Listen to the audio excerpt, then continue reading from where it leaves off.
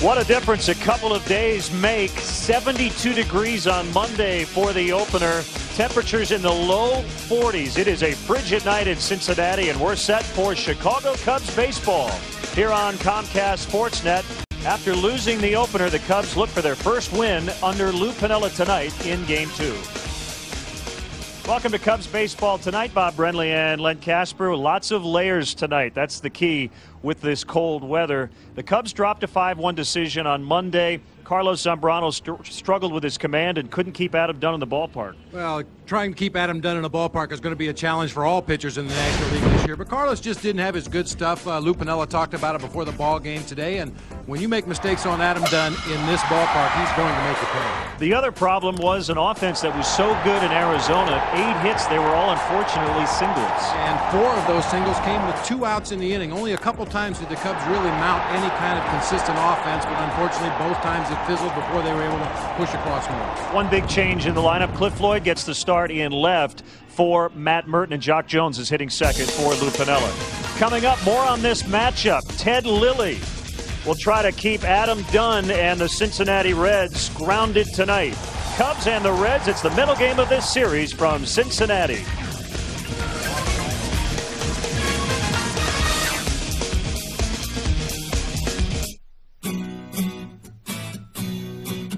When it comes to planning for the future, trust Country Insurance and Financial Services to keep you moving in the right direction. With down-to-earth, straightforward advice, Country Insurance and Financial Services is always there to keep you on the right path. Country, real answers for real financial security. For your family, for you, for a lifetime. This is our country.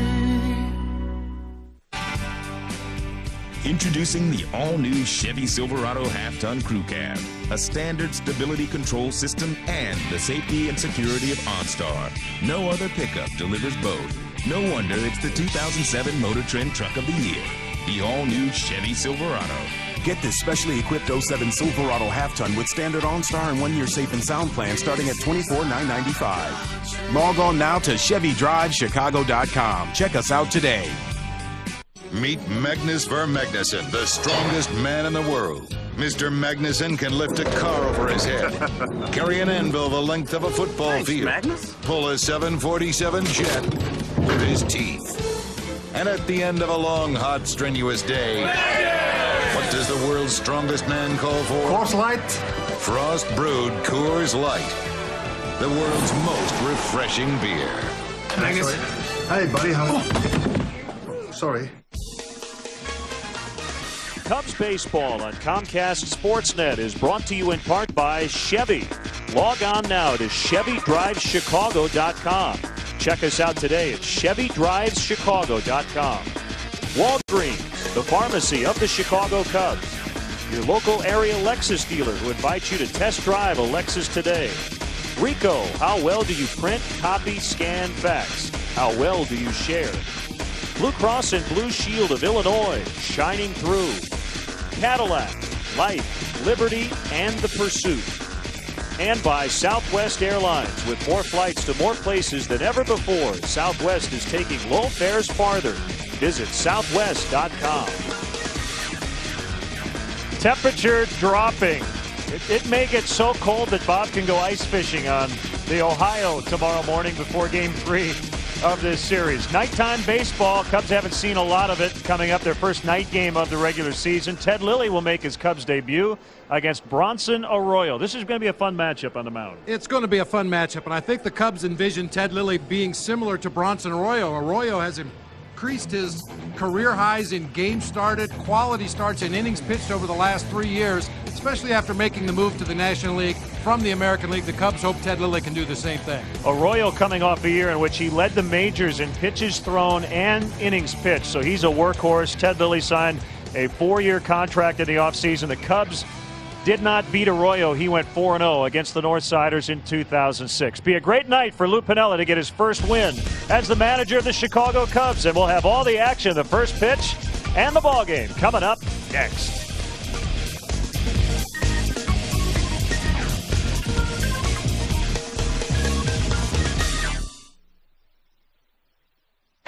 Great design separates Pontiac from its competition. G6 was designed with more power than Accord and better highway fuel economy than Mazda 6. It brought Torrent a 5-star crash safety rating, and each come with the best coverage in America. Design has a value all its own. The Pontiac G6 sedan starts at $17,825. For the latest available offers, see your local Pontiac dealer today or visit Pontiac.com.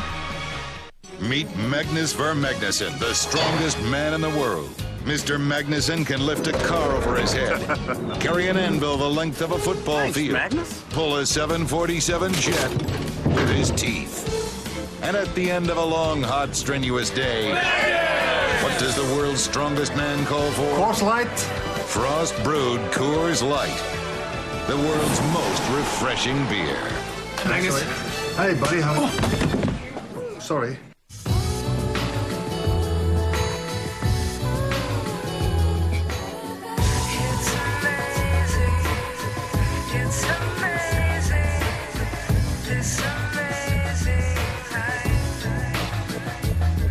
Is it possible to engineer desire? The ES from Lexus. At your Chicago area and Northwest Indiana Lexus dealer. It will be the season debut for Bronson Arroyo and Ted Lilly tonight. Arroyo coming into the dugout with David Ross and former Cubs pitching and bench coach Dick Pohl, who's now the Cincinnati Reds pitching coach. 5-1 the final on Monday. And Arroyo, who had such a great year against everybody, in particular against the Cubs, we mentioned he went 4-0. He also hit a home run in each of his first 2 starts off Glendon Rush last year. So you just try to keep him in the ballpark tonight. I guess that's the key for Ted Lilly. The Jackets are out. The Cubs have had to pack for all sorts of weather. He's trying to figure out if he has enough money for a winter coat. 36 degrees. Hopefully it'll be dry tonight. Very windy, and the forecast not so good. The umpires heading out. They'll get the lineup cards. Former Cub Billy Hatcher's going to head out. Matt Sinatro. So the 2 first base coaches will exchange the lineup cards tonight. You know, Len, I think Dan Plesac brought up a really good point in the pregame show there. The 2 guys who are able to maintain their body heat on a night like this are the pitcher and the catcher, because they are constantly in movement. The pitcher's obviously delivering the ball every 30 to 45 seconds. The catcher's involved in every play. However, the infielders and outfielders, especially if you don't get on base offensively, if you don't get a lot of balls hit to you defensively, it's very easy to stand out there. The muscles get tight. That wind blows down the back of your neck, and it's tough to stay loose on a night like tonight. So Barrett and DeRosa are ready to go. Well, it seems like we've had about 4 days off since the opener was Monday afternoon. It's now Wednesday night, so almost like 2 full days off in between games. The umpires today, Bob Davidson will call the balls and strikes. Holbrook, Wendell Stedt, and the crew chief Randy Marsh will work third. And a new feature in our Comcast Sportsnet broadcasts coming this year. Tonight's Comcast Sportsnet poll question, given Carlos Zambrano's struggles in 3 consecutive opening days, do you think Big Z would be better suited to start game 2 of the season opener? Text Y for yes, N for no. Text your answer to 55222. Please remember, standard rate messaging fees apply. Please check with your carrier. He brought it up after the game kind of jokingly. Is that something you would consider next year? Well, we talked about it on the post-game blog after opening day. I really feel that's something that should be done next year. I mean, part of the job of a manager and a coaching staff with a new team is to try to figure out what makes your guys tick. Now, there's no question. We all know Carlos has no trouble getting up for a ball game, but it just appears that on opening day, with all the hoopla and all the attention, on that starting pitcher that Carlos lets his emotions maybe get the best of him on opening day. I think he'd be much better suited for game 2. Having a little chat with Mike Quaddy, the third base coach. Now Lou Piniello's lineup for tonight's contest, brought to you by Southwest Airlines. Soriano starts it. Jock Jones moving up the ladder in the order, batting second. Lee Ramirez, Cliff Floyd with his first start as a Cub. Barrett back of the plate. DeRosa gets the start again at second. Izturis at short. And Ted Lilly, who has one career hit, will bat ninth. And let's take a look at the Cincinnati Reds defense, brought to you by Rico. Adam Dunn, Ryan Friel, and Ken Griffey Jr. across the outfield. Edwin Encarnacion at third base. Alex Gonzalez at short. Brandon Phillips at second base. The veteran Jeff Conine playing first base tonight. David Ross will be behind the plate. And right-hander Bronson Arroyo. That's the Reds defense, brought to you by Rico. Move your ideas forward with Rico dependability. Long-legged Bronson Arroyo, a very distinctive delivery out there on the mound. Extends that left leg high above his waist when he's delivering to hitters. He will change arm angles, throw from almost completely over the top, high three-quarters, low three-quarters, almost sidearm at times. That's what makes him especially tough on right-handed hitters. So here we go. Soriano against Arroyo to start it. Alfonso just 1 for 15 in his career against Arroyo. And many of those at-bats coming when they were both in the American League. So here we go. And a slow curve for strike one, and we're underway. Arroyo going with a short sleeve look. Now, he was born in Key West, Florida. It's not as if he's really used to this sort of weather, but I guess it's not going to bother him, at least early on. You always wonder if that's not a psychological thing. I think back to the football team here in Cincinnati. The Bengals, all their offensive linemen used to go with short sleeves, trying to psych out the defensive lines from the various teams around the NFL. Soriano really chased a bad breaking ball, and that's the first out. Well, you're going to see a lot of this tonight. Not necessarily the strikeout, but the breaking balls, one after another from that low right-handed arm angle. That ball starts on the outside corner, ends up in the left-handed batter's box. Cubs hitters, especially the righties, really need to make a concerted effort to stay on that ball, hit it to the opposite field. Now Jock Jones, 161 career at-bats in the number 2 spot, so it's not something he's done a lot. His career on-base percentage, .298, batting second. But Lou mixing things up a little bit, trying to get as many lefties into the lineup. The only left-handed hitter not in the lineup is Darrell Ward. So you have Jones batting second, Cliff Floyd hitting fifth. He hits it in the air, soft liner, handled by Adam Dunn, 2 down.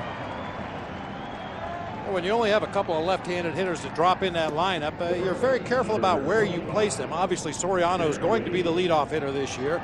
Derek Lee and Aramis Ramirez are slotted in for the 3-4 spots, no question about it. So Jones in the 2 spot seems to break up the top of the order a little bit. Cliff Floyd in the 5 spot breaks up the bottom a little bit. Those weren't flurries we were seeing. There were some snowflakes falling into the dugout. Maybe I'm just seeing things. I'll tell you one thing, it's cold enough. Boy, that is for sure. Watching the local news last night, they said it dropped 20 degrees in a matter of 2 hours yesterday afternoon before that storm blew through the area. Dropped a ton of rain on Cincinnati. Fortunately, no rain today, just cold weather.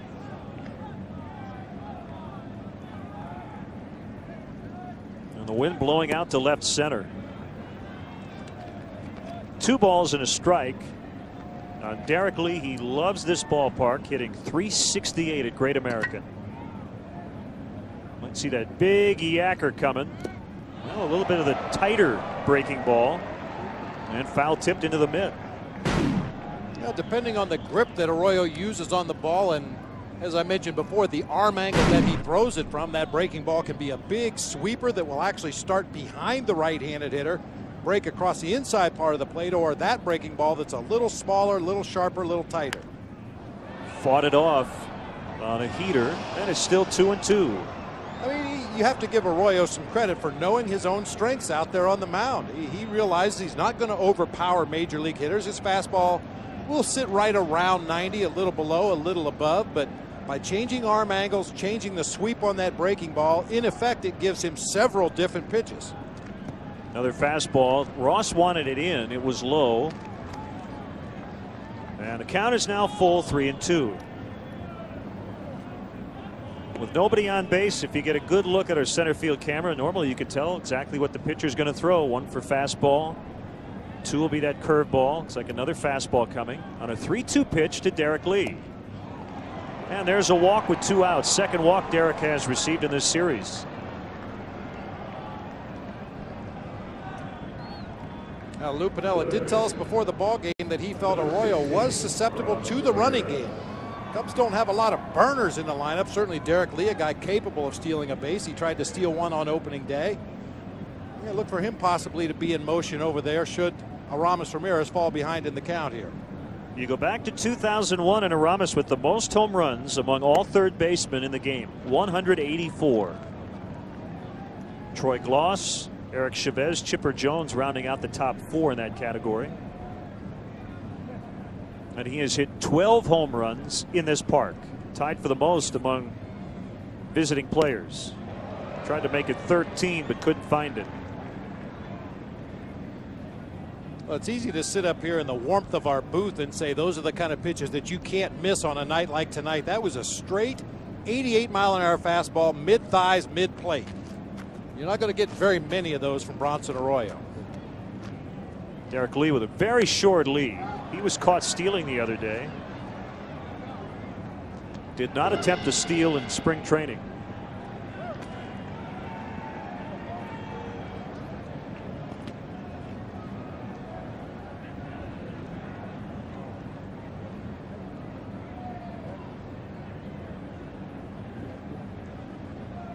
One and 2 on Aramis. Lee at first after a 2-out walk. And the pitch. That evens it up 2-2. Most ballparks have an area behind the dugout, the tunnel leading up to the clubhouse, where they'll have heaters and guys will take their bats down there and leave them in front of the heaters between innings, and players can go up there and get a little warmth before taking your at bat. But on a night like this, it doesn't take long to cool off again. Hit well, but it's going to twist foul out of play. I mean, just in our broadcast booth, if you back up 2 feet, it's about 55, 60 degrees. You stick your head out the booth and it's you can see your breath. Yeah. See, it's cold out here. It's okay back here. It's cold up here. Audrey's got her gloves on. Jamie's got his winter cap on behind us. Lined into center. Friel's going to have to stop and played it on a bounce. Ramirez 2 for 5 in the set. And a 2-out rally. You had a note about the Cubs the other day. They had 8 singles and tried to get some things going with 2 outs, but could not. Yeah, 4 of the singles came with 2 outs. That's a tough way to start a rally with 2 outs and nobody on base. Derek Lee draws the walk. Now Aramis Ramirez with a base hit. Certainly it's possible to score runs with 2 outs, start a rally with 2 outs. It just makes it a lot tougher. You have to have somebody hit a ball in the gap or hit a ball up there in the seats. The Cubs went 0 for 5 with runners in scoring position Monday. The Reds went just 1 for 9, but still were able to score 5 times. First start of the year for Cliff Floyd.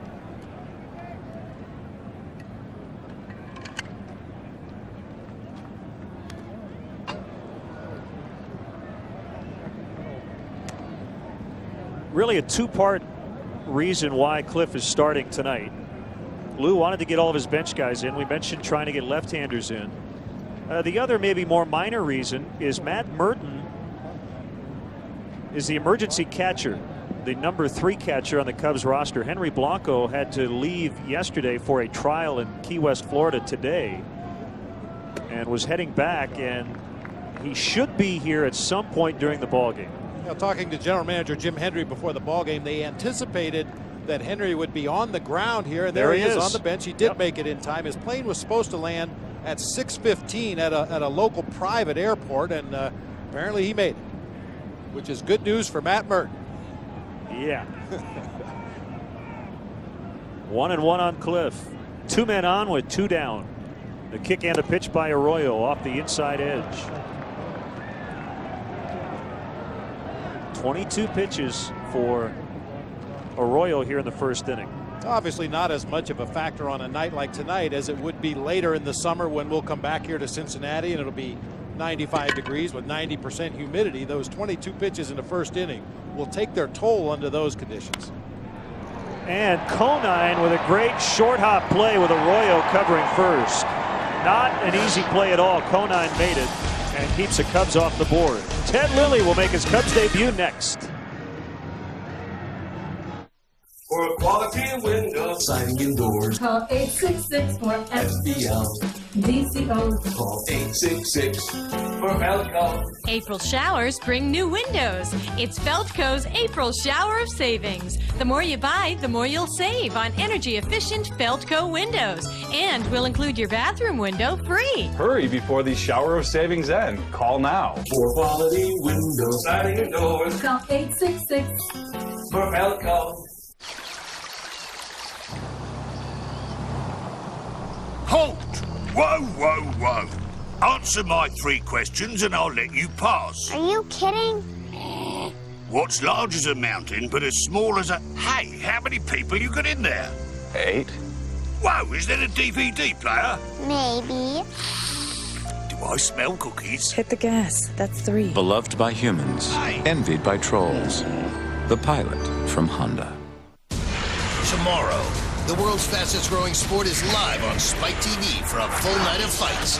It all starts with a UFC Fight Night Live, featuring some of Ultimate Fighting's best young stars. Then, the all-new season of the show critics say is one of TV's best, The Ultimate Fighter 5, with the future stars of a brand new weight class that will change the sport forever. UFC Fight Night Live, followed by the premiere of The Ultimate Fighter 5. The action starts tomorrow at 8 on Spike. You're watching the home of the Bulls, Blackhawks, Cubs, and White Sox, Comcast Sportsnet. It's cold tonight. Now Jerry Naren's Reds lineup brought to you by Southwest Airlines. Friel had a couple of hits on Monday. Phillips moves up at bat second. Dunn with the big day with 2 homers. Encarnacion, Griffey Jr., Jeff Conine, who just made a terrific defensive play, Alex Gonzalez, David Ross, and Bronson Arroyo. And here's how the Cubs take the field defensively, brought to you by Rico. Move your ideas forward with Rico's dependability. Cliff Lloyd in left, Alfonso Soriano in center, Jock Jones over in right field, Ramirez, Izturis, DeRosa, and Lee across the infield. Michael Barrett will be behind the plate for the left-hander, Ted Lilly, making his first Cubs start. And a strike on Ryan Friel. 15 wins for the Blue Jays last year. That was a career high. Boy, good slow curveball. Lilly has not thrown him a fastball. Like to get the walks down a little bit and the home runs. Ted only gave up 1 in spring training. Went 2-1 with a 342. Fouled back. You would like to believe that the walks are going to go down just because of the change of scenery. Those teams in the American League East, specifically the Yankees and the Red Sox, very adept at working counts, taking their base on balls, very patient hitters, and very aggressive when they get the count in their favor.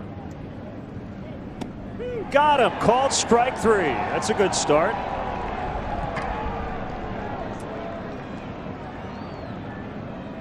When you see a hitter take a fastball like this right down the middle of the plate, it's usually an indication he was looking for something else.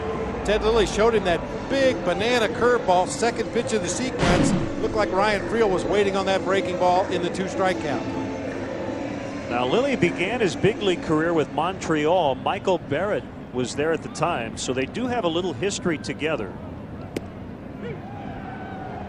Kind of having to relearn each other's nuances in spring training. And to that end, this afternoon, Michael Barrett was sitting in his locker with a video player, had a disc of Ted Lilly's starts last year with the Toronto Blue Jays, and was, just kind of fast forwarding through the Blue Jays offense. And when Ted Lilly was out on the mound, Michael was paying close attention to the first pitch that he threw to hitters, what he liked to throw with 2 strikes, and what he liked to throw in 2-0 and 3-1 counts. I watched that DVD on the off day. I gave it 3.5 stars. It was pretty good.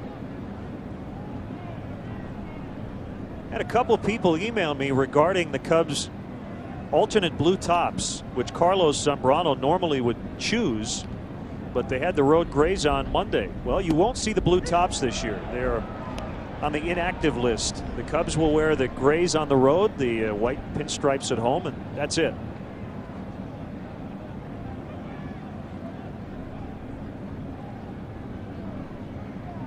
Here comes a 2-2 to Phillips and a ground ball to Ramirez. Easy play.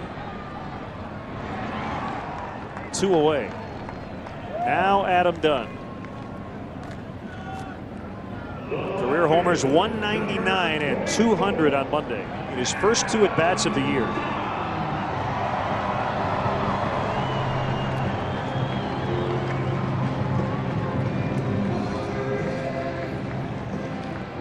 First player in Reds history to produce 2 home runs in more than 1 opening day game. He did it as well in 2005.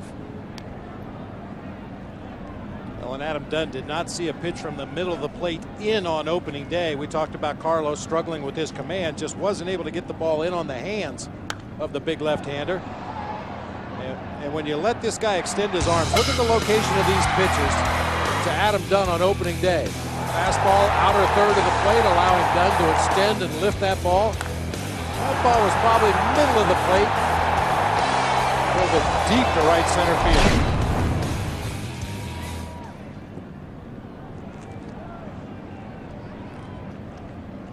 This is the first time Lilly has faced Cincinnati. First time he's pitched in this ballpark. He had faced 3 of the Reds hitters in their lineup tonight prior to tonight. And a couple with pretty good success, Conine and Gonzalez. There's a ground ball. And the shortstop cuts it off. His Torres was over on the second base side of the bag and made a nice play. So it goes 6-3, 0-0 after 1.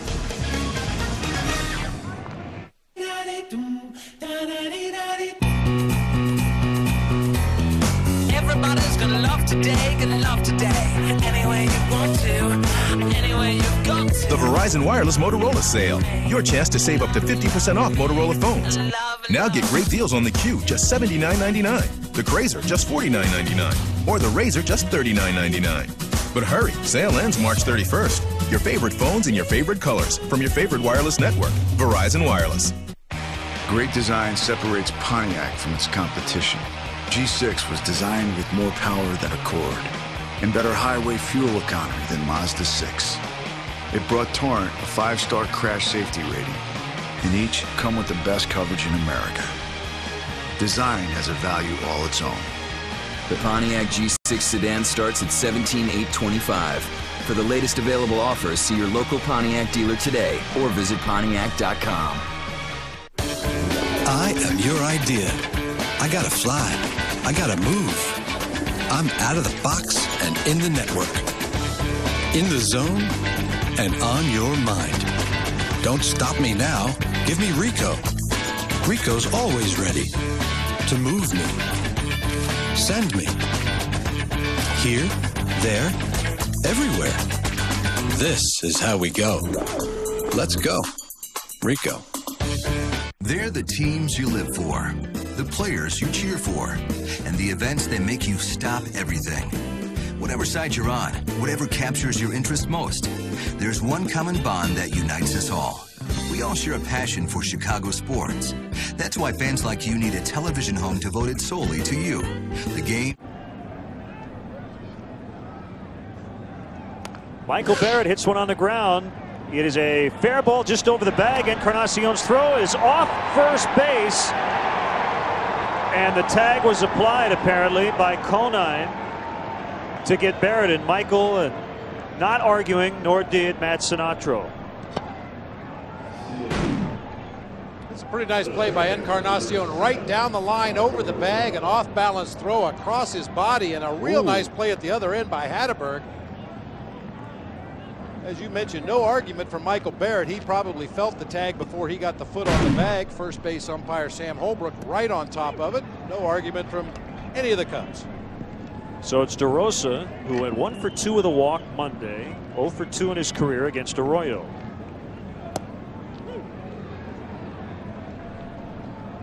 It's always subject to change, but Lou Piniella posted tomorrow's lineup in the Cubs clubhouse, something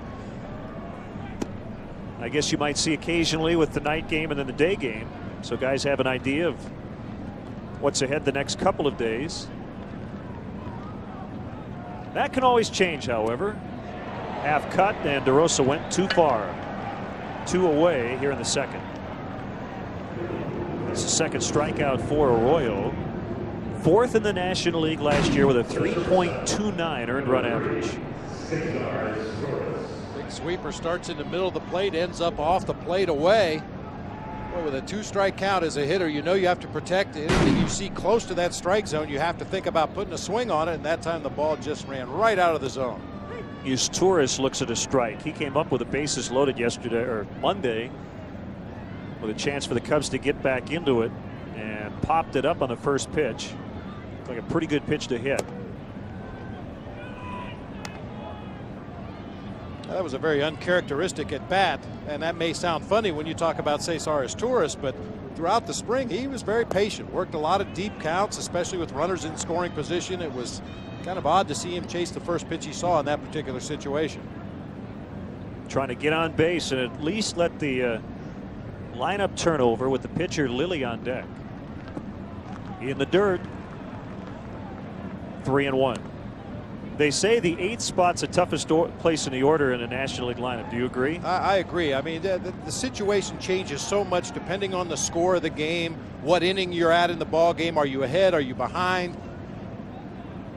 Is the pitcher going to hit behind you? Is the manager going to use a pinch hitter in that spot? There's so many things to think about, but as a number 8 hitter, you have to think about those things before you get in the batter's box. And once you get in the box, you've already got your game plan in mind. Just look for the ball, and if it's a good pitch and it's appropriate for you to swing at it, be aggressive, put a good pass on it.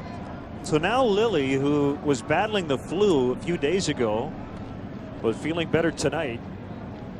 Yesterday the Cubs did have a workout here. Wade Miller threw a simulated game. He's going to start on Sunday in Milwaukee. And Lou said he would not have had Miller throw that simulated game if he thought that Lilly couldn't go tonight. Ted 1 for 23 in his big league career. His only hit came back in 1999. So it's been a while.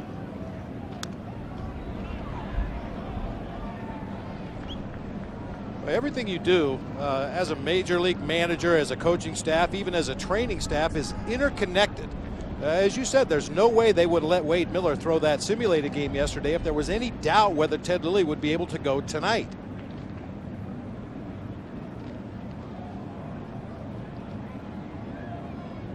You know, the knee bone's connected to the thigh bone. Everything works together as one cohesive unit. Lilly strikes out. So Soriano will lead off the third, but first the bottom of the second as Lilly goes back to work on the mound. I don't think you're supposed to put coins in there.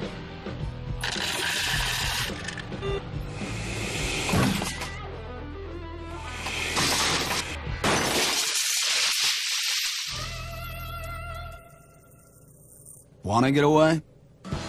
Now you can. Fly Southwest Airlines from Chicago Midway to Baltimore, Washington, or Dulles International for just $59 one way. Purchased by May 17th. You are now free to move about the country. From directors Quentin Tarantino and Robert Rodriguez. I'm sorry, you were telling a story? Are you looking for something wild? Answer the question, mother. There's only one place to find it. It's about time.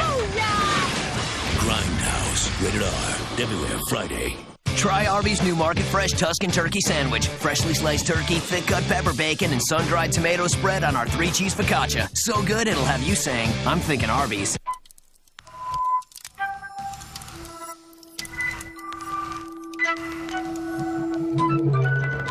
So intelligent, it knows when to turn rear-wheel drive performance into all-wheel drive control.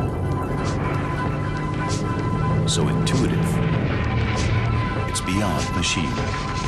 The all-new 306 horsepower G from Infinity.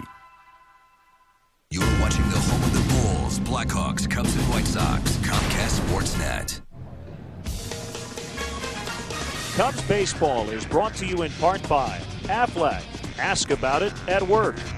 And by Ford. Get to your local Ford store today. Ford, bold moves. 0-0 cold night in Cincinnati. Don't think I'd want to take a dip in the river tonight. Not that I would have done it Monday, mind you, but Cubs looking for their first win.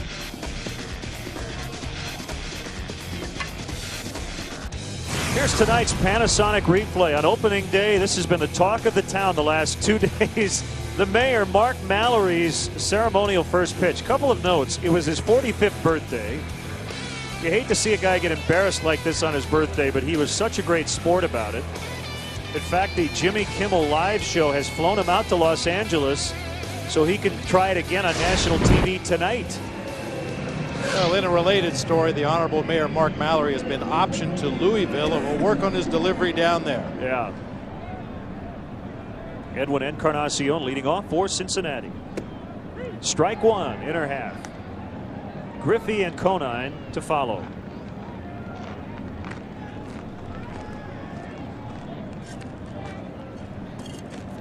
Sure looks like it's snowing. Yeah, against maybe I'm not so crazy. Against Bob Davidson's black shirt back there behind home plate, it does look like some snow flurries. Either that or that's a man badly in need of Head and Shoulders.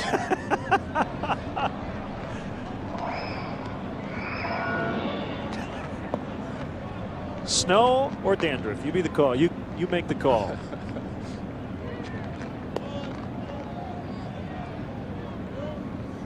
The 0-2 on the way. Got him. Called strike three. Second one of the looking variety for Lilly. As these Reds hitters try to size up a guy they haven't seen much of. And we talked about Ted Lilly in spring training. I think one of his strengths is he just don't pick up the ball well. You've seen a lot of Reds hitters take fastballs right down the heart of the plate. He hides the ball so well and then has a really quick arm through his delivery. And I think he's caught some of these Red hitters by surprise, which is what we expected at least the first couple times around. Now Junior with one out, nobody on, had to get out of the way. What a neat release by Major League Baseball today. Ken Griffey Jr. called the commissioner and received permission to wear number 42 on Sunday, April 15th to honor Jackie Robinson on the 60th anniversary of his big league debut. And Commissioner Seelig has now extended an invitation to all the teams to allow any of their members to wear number 42 on Jackie Robinson Day. Nice going, Junior. How about that? Yeah.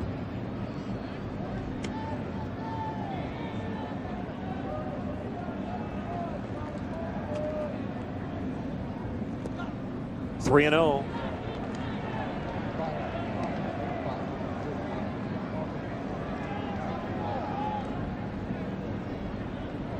No question, Junior has the green light here. If it's a pitch he likes, I'm sure Jerry Narron will turn him loose.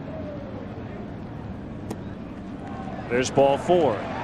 Attention youth baseball players. Is there a mentor in your life who has made a difference? During April, enter the 4th annual Briggs & Stratton Diamonds in the Rough Youth Essay Contest and tell your story. The grand prize winner receives $10,000 and a Briggs & Stratton powered lawn equipment for their team and home field, plus a baseball clinic from former New York Yankee great Tino Martinez. Visit BriggsDiamondsInTheRough.com for an official entry form.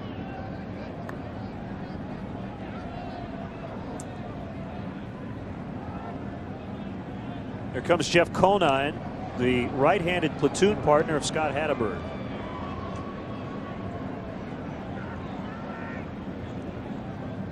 Split last year between Baltimore and Philadelphia, and he's in his 20th pro season. Conine's an insurance policy for Griffey and Wright as well, and he hits it high in the air. Back of short is Torres makes a catch. You can see that wind as Torres originally was looking straight up from the dirt area, but he had to backpedal a good 20-25 feet. Starts right there at almost his normal position at short, starts backpedaling about 10 or 12 steps before he gets into position to make that catch. You know, most infielders will take a quick peek around at the flags every couple of pitches because sometimes that wind can turn around in a hurry. And just take a look at those flags, make sure the wind is still blowing the same direction, so when the ball does go up, you have a pretty good idea of where it's going to end up.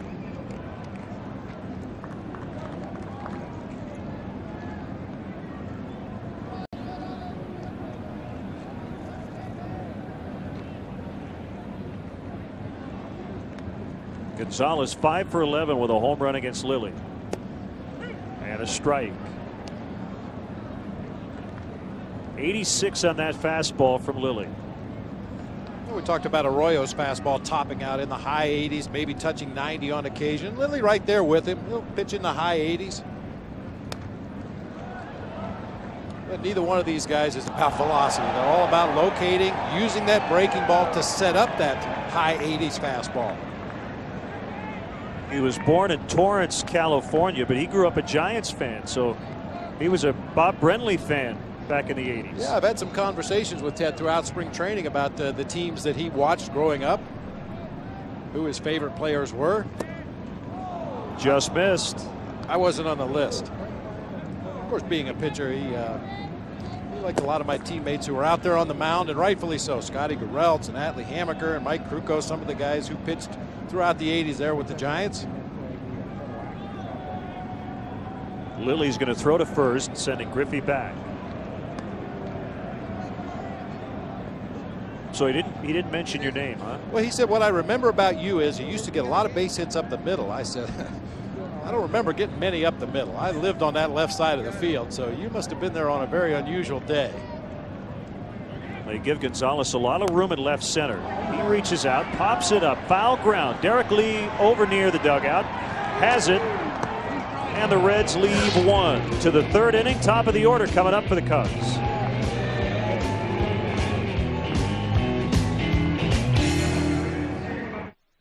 The 2007 Chevy Impala has something Toyota and Honda don't. The GM 100,000-mile warranty. And OnStar, with help at the push of a button. And diagnostic checks emailed to you every month. Impala has you covered for the road ahead. Get a 2007 Impala LS with standard OnStar and 1 year safe and sound plan starting at $21,630. Log on now to ChevyDriveChicago.com. Check us out today. This copyrighted telecast is presented by authority of the Chicago Cubs and may not be reproduced or retransmitted in any form.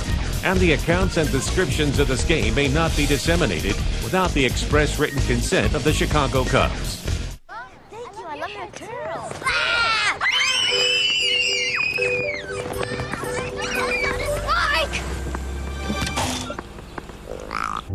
Who's counting on your brakes today? Your brakes are too important to trust to just anyone. That's why you should come to Midas now.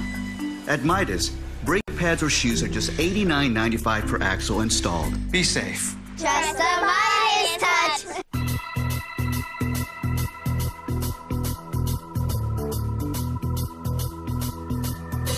All right.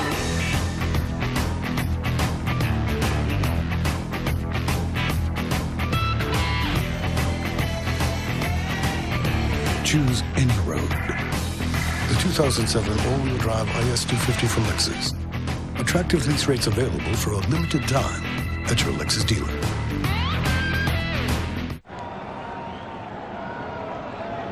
Glenn and Bob and our Comcast Sportsnet crew tonight from Great American Ballpark in Cincinnati. Third inning, no score. The Cubs scored just one run. It was unearned on Monday, so they're trying to get their offense going. Good place to start it right at the top. Oh, you mentioned in that last half inning for the Cubs, just getting the pitcher spot to the plate, rolling that lineup over, and now leading off with the leadoff man. One hit the first time through. That was Ramirez. A couple of walks. Arroyo struck out 3. And the 2-0 on the way. Now, is he looking for a breaking ball there, or did he think that was a fastball? I think he was just looking for something in the strike zone, and he got that sweeping breaking ball out of the zone. Shows you the kind of respect Bronson Arroyo has, and also what his strengths are. In the right, Griffey drifting over. 1 out. Get Chicago Sports News Nightly on Land Rover Sports Night. Coming up tonight at 9:30, Cubs, Sox, Bulls highlights. And the Hawks' big injury to star Marty Havlat. Join Pat and Carey for Land Rover Sports Night tonight at 9:30, only on Comcast Sportsnet.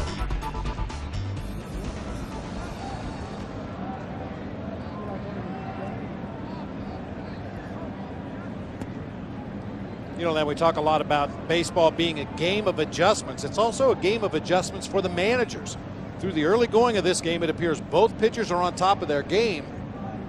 You know, where normally you may have just sent your hitters up there to the plate and let them swing away, try to pound the ball and score a bunch of runs. It doesn't look like that's going to happen tonight. So Lou Piniella and Jerry Narron may start thinking about playing for a run in this ball game.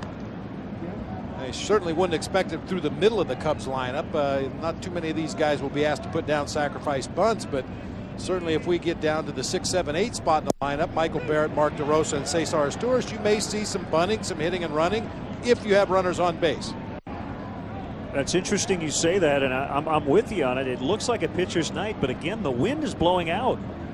The guys haven't really hit the ball that hard as Jock Jones takes a called strike 3. And you might think differently if your hitters were getting aggressive swings, if they were just missing pitches, but both teams appear very hesitant to let that bat go on a cold night like tonight. A little slider, a little tight slider, right on the inside corner.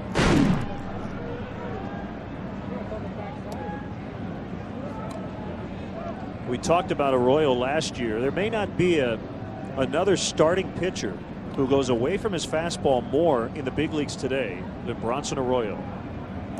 Especially in those counts where, as a hitter, you're expecting a fastball. Right there to Derek Lee on the 1-0 count. We saw him throw a breaking ball to Alfonso Soriano in a 2-0 count. He's got the ultimate confidence that he can throw that pitch for a strike when he wants to and lead the hitters out of the strike zone when he wants to.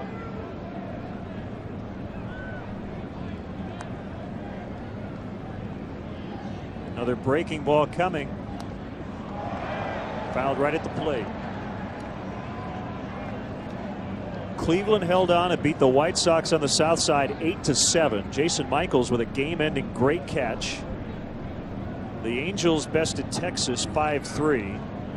Big come-from-behind win for Washington. The Nationals salvaged the finale. Got Manny Acta his first big league win. Check swing, and he didn't go. Sam Holbrook with a call as the Reds were headed toward their dugout. So Derek Lee gets maybe a break and hangs in.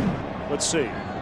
It looked like he might have gone, at least with the naked eye from up here in the booth, and ooh, I don't know. He'll take the break, but that time he whiffs, and Arroyo goes 1-2-3 for the first time.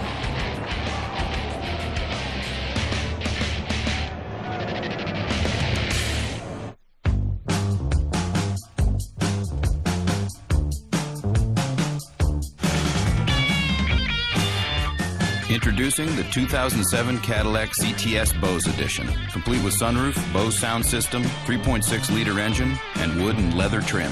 It's everything you need now to play at full volume.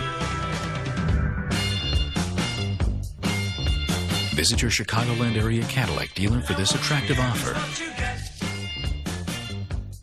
Meet Michael Johnson, the world's fastest man.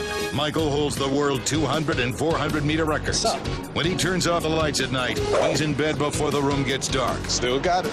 Brian, what's up? Hey, Michael, how are you? Moving this quick can make you hot in a hurry. So what does the world's fastest man call for? Coors Light. Frost Brewed Coors Light. The world's most refreshing beer. These are from Michael.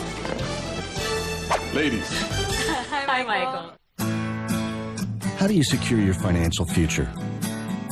Almost wish you had a life preserver to wear, so you'd be better protected. At Country Insurance and Financial Services, you'll get sound advice and real protection from people you can trust. No wonder more people are turning to Country, the people who know you best. Country, real answers for real financial security. This is our country. Tomorrow, the Cubs are on Comcast Sportsnet. The series concludes in Cincinnati as Derek Lee and the Cubs slug it out with Adam Dunn and the Reds. Coverage starts with Cubs Pregame Live. Cubs-Reds tomorrow morning at 11 on Comcast Sportsnet. Fans' best friend. Well, let's check in on tonight's Coors Light Cold Blast email. I tell you, it makes sense. Cold Blast tonight from Austin Peterson in Bloomington, Illinois. What does it mean when you say that a pitcher is able to hide the ball well in his delivery? If you'd like to email us, you can send your questions and comments to lenandbob@comcastsportsnet.com. Well, we've talked about that with Ted Lilly already in this ball game. Basically what it means when you talk about hitting, it's all about timing. Sandy Koufax used to say hitting is timing. A pitcher's job is to disrupt that timing, whether that's what we call a hitch in your giddy up, something you do in your delivery that throws that hitter off his timing, or in the case of Ted Lilly and a lot of other major league pitchers, holding the ball back there behind your back until the last instant and then exploding on the hitter. The hitters will say they're not picking the ball up out of his hand well. That's because he's not showing it to the hitter early where they can get a real good look at it. Also involves keeping your front hip closed, keeping your front shoulder closed until the last instant. Seems to add a little velocity to your fastball, a little more deception to your breaking ball. Good symmetry for Lilly. He struck out the first batter in every inning.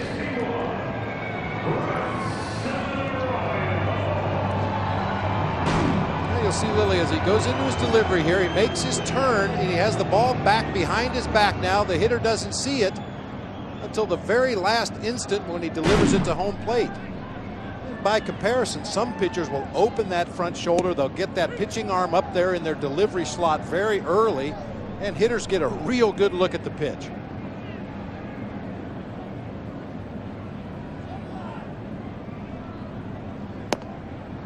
Inside, 1-1 on Arroyo, who connected twice off a Cubs lefty Glendon Rush last year. First pitcher in the live ball era to hit home runs in each of his first 2 official at-bats of a season.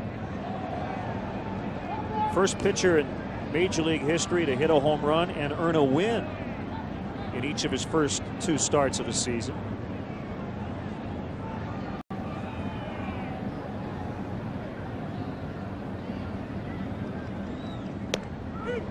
And he's called out on strikes, but he's really not a good hitter. Under 100 for his career. Fans, tickets are still available for Cub home games on weekdays in April and May, even in the bleachers. To purchase tickets, visit Cubs.com, call 1-800-THE-CUBS, or visit the Wrigley Field box office. Ted Lilly with 4 strikeouts. And he faces Friel for the second time. Ball 1 downstairs. Light flurries on the banks of the Ohio tonight. April 4th.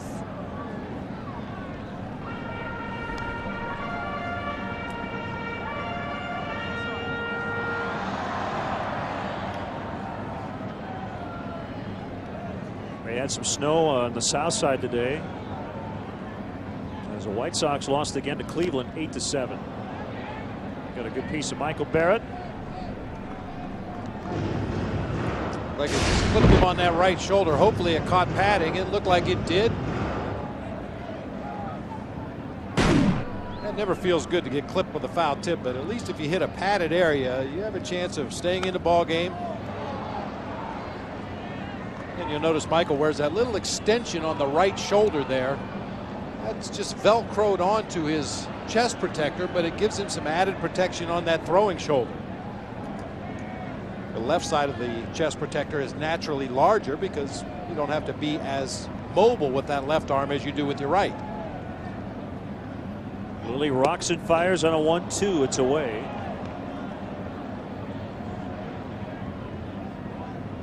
You know, I mentioned Michael Barrett looking at videotape of Ted Lilly last year, trying to get an idea of what pitches he wanted to throw in certain situations, and I really like that. I think that's smart on Michael's part.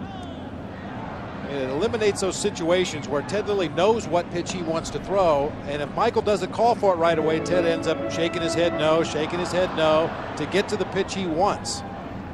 By doing that homework that he did earlier today, looking at videotape, going over the scouting reports, there's a better chance that they'll be on the same page and have less hesitation between pitches.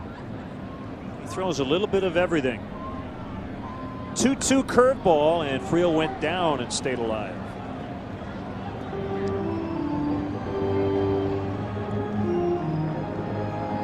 Real difference in breaking balls from the 2 pitchers tonight. Ted Lilly's breaking ball is more of what the hitters call a downer. It's a curveball that breaks more. We talk about the 12-6 curveball, a pitch that's breaking down as it comes into the hitting zone.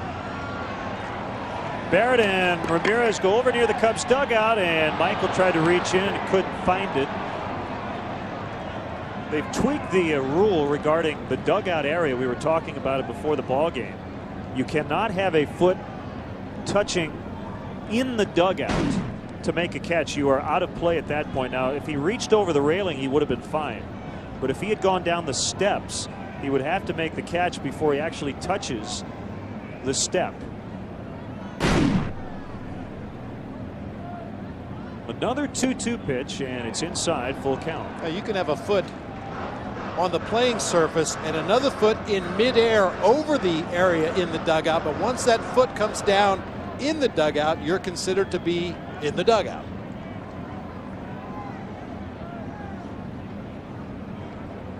This battle continues, and a 3-2, he got him again. So Friel has been caught looking twice tonight. Nothing after 3.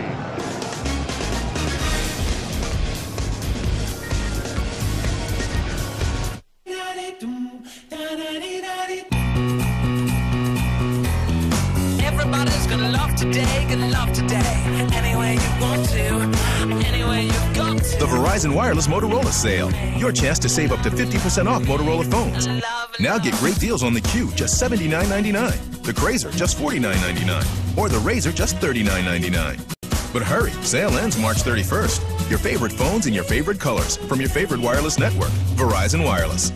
For quality windows, siding and doors, call 866 for FBL. DCO. Call 866 for Felco. April showers bring new windows. It's Felco's April Shower of Savings. The more you buy, the more you'll save on energy-efficient Felco windows. And we'll include your bathroom window free. Hurry before the shower of savings end. Call now. For quality windows, siding and doors, call 866 for Felco. My truck better be able to tow this load. Be able to tow my horse trailer. Uphill. Downhill. Stop on a dime. Without burning up the brakes. We asked the guys who use trucks to help build ours and got a full-size pickup with big-time stopping power and 4-disc brake standard. With 13.9-inch front rotors, no other truck in its class has bigger front brakes. The all-new 2007 Toyota Tundra, built in Indiana and Texas. Now with 3.9% APR financing. The truck that's changing it all. At your Toyota dealer. Tomorrow, it's a showdown at the UC as the Hawks face off with the Detroit Red Wings in high definition. Coverage starts with IPA Blackhawks pregame live. Blackhawks Red Wings tomorrow night at 7 on Comcast Sports Day. Well, only one hit between these two teams, and that was Ramirez's single to center in the first inning. Ted Lilly has looked very sharp. He's just struck out the side. So we get into the 4th inning. It's 4, 5, and 6 for the Cubs. You just hope the Cubs don't start pressing after scoring only one time on Monday and getting off to a slow start again tonight. But also remember, Aaron Harang and Bronson Arroyo are 2 of the elite guys in this league.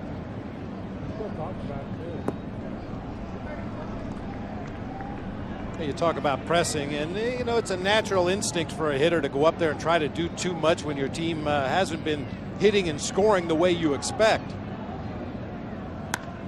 And another base hit. That's just what I was going to say. You have to be smart against Bronson Arroyo. You have to understand that he's not going to give in and throw you a ball you can jerk into the bleachers in left field.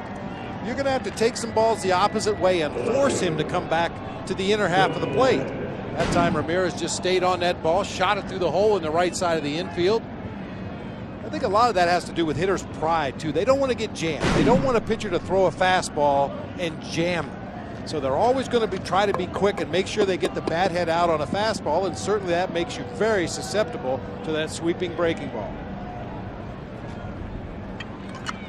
Cliff Floyd representing his 5th major league team, former Expo, Marlin, Red Sox, Met.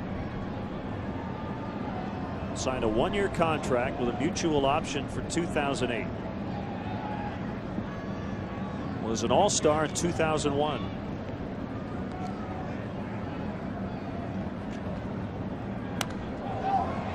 This will get back out of play.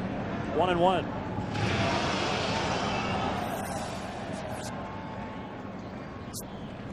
A career high 34 home runs 2 years ago with the Mets.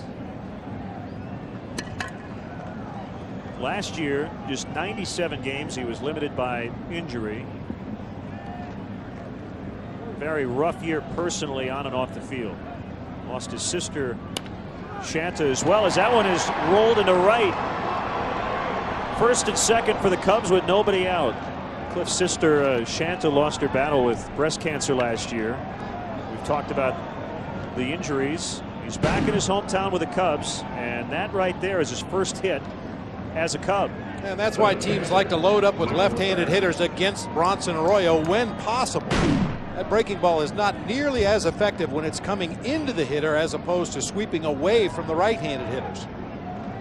Well, Michael went into the game tonight the most extreme fly ball hitter in the major leagues. He flied out 4 times Monday, but he just hit a ground ball to third in the second. So he's coming back to earth a little bit in that category. Breaking ball strike. Well, before we get much further into the season and this game, it should be pointed out that in the National League, 3 of the top 4 hitters are catchers. Josh Bard, Brian McCann is second, and Johnny Estrada is 4th. Get a good look at that, because those catchers probably won't be up at the top of the leaderboard for too long. But catchers had a really good year collectively last year. A lot of guys hit 300 or better, including Michael.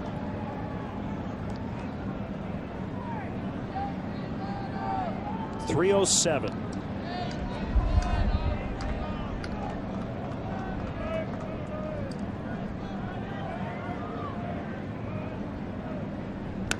And driven down the line, foul. Got a good piece of it, but pulled it too much. Best chance the Cubs have had to really break open a big inning in this series. 2 men on with nobody out. Well, that was a breaker that just kind of spun up there on the inner half of the plate for Michael Barrett. You know, the lack of velocity on this pitch causes you to get too far out in front. The same thing that makes that an effective pitch when it's away makes it an effective pitch when you hang it on the inside part of the plate. The hitter's just a little bit too quick, cannot keep it fair.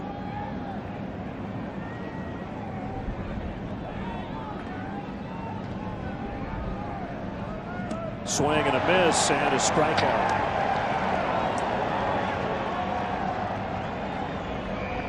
Time now for tonight's Aflac Trivia question. Cue the duck. Too cold for the duck. Lou Piniella has been part of 5 World Series.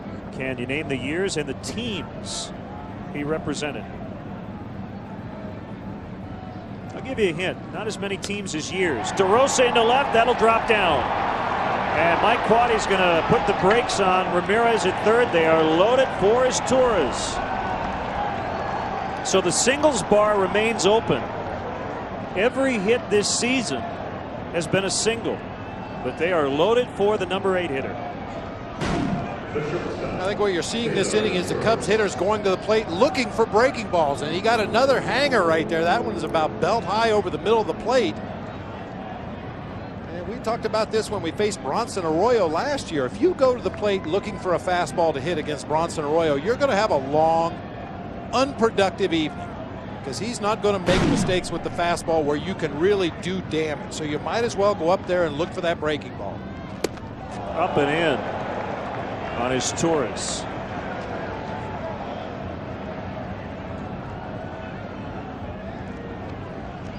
So it's the second time in this series he's come up with a bags full.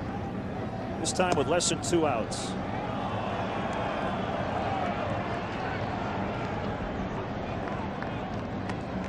A take on this one? Or do you wait for, quote, your pitch? I think if he gets something he's looking for, you have to let it go. But once again, Arroyo just not going to give in, not even to the number 8 hitter. A 2-0 attempt to throw a backdoor slider right there.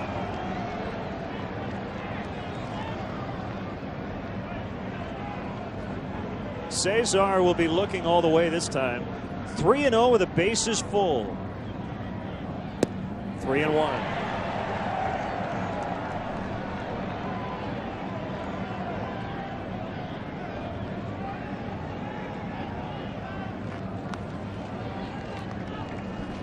Cubs trying to break the 0-0 tie. And they do. Here comes Ramirez. Floyd will be held 1-0.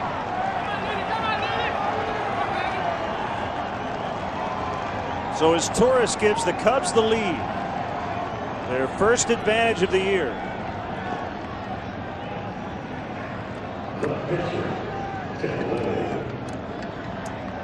Good patient at bat by his Torres. Got that 3-1 count. Got a pitch he was looking for right down the heart of the plate. Finds that hole on the right side. The ball was hit crisply enough, and Junior Griffey charged hard enough in right field that Mike Quade had no choice but to throw up the stop sign. So the line keeps moving. Dick Pole comes out to chat with Arroyo and Ross. Bases still loaded. And Arroyo, who already has 6 strikeouts, would like another one. Ted Lilly.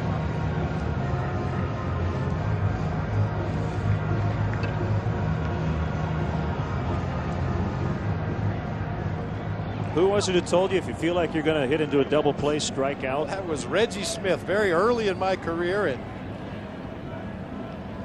it was puzzling at the time, but after being in that manager's chair for a while, I know what he's talking about. And it's popped up, and it's going to drop, and they will get an out at second, and that's it. And Floyd able to score.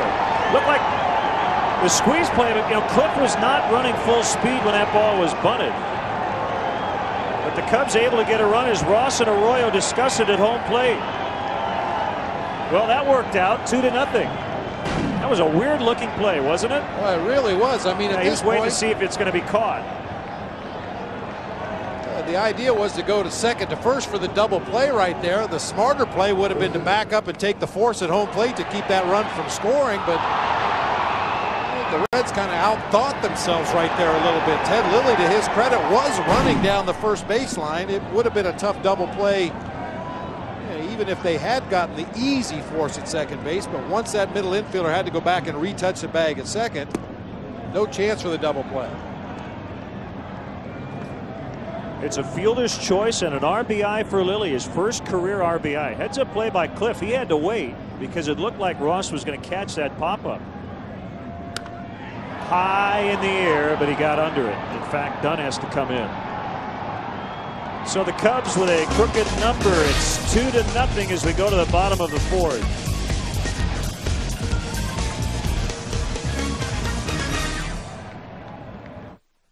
Hey, boss. Do we have Aflac? Yeah, we have something else.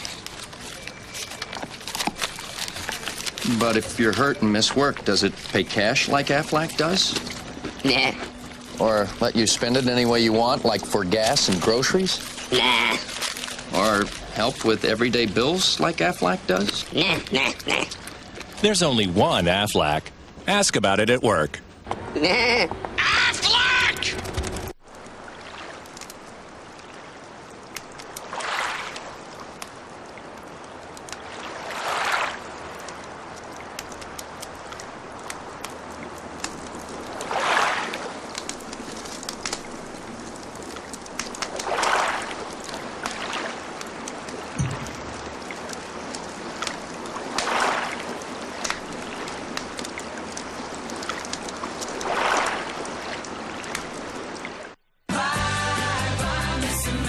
The road just feels safer in the 07 Chevy Tahoe because it runs an OnStar diagnostic check of several key systems and emails you the results every month.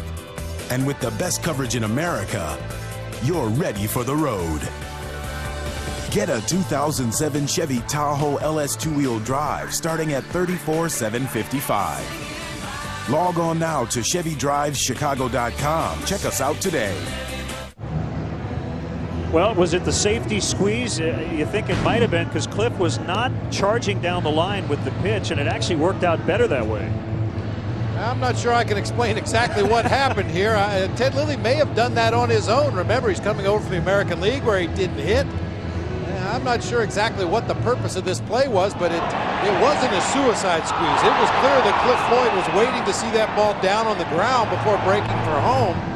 He correctly held up, and the Reds tried to let the ball drop and turn the double play and were unable to do so. Whatever the reasoning, it worked out well for the Cubs.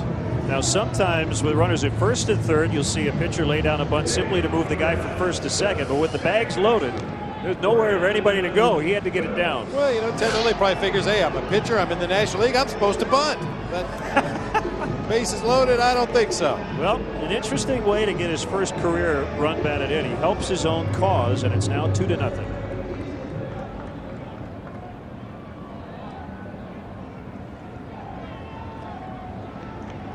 Brandon Phillips hit third on Monday, batting second against a left-hander today. Way up in the air. And DeRosa hauls it in.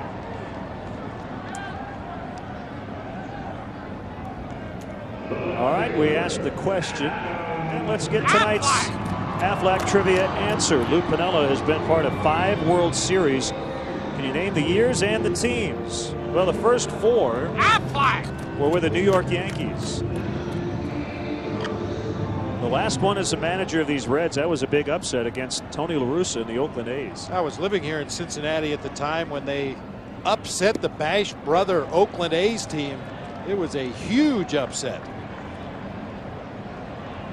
Billy Hatcher went 9 for 12 with 6 runs in that 4-game World Series sweep. And the snow really starting to come down.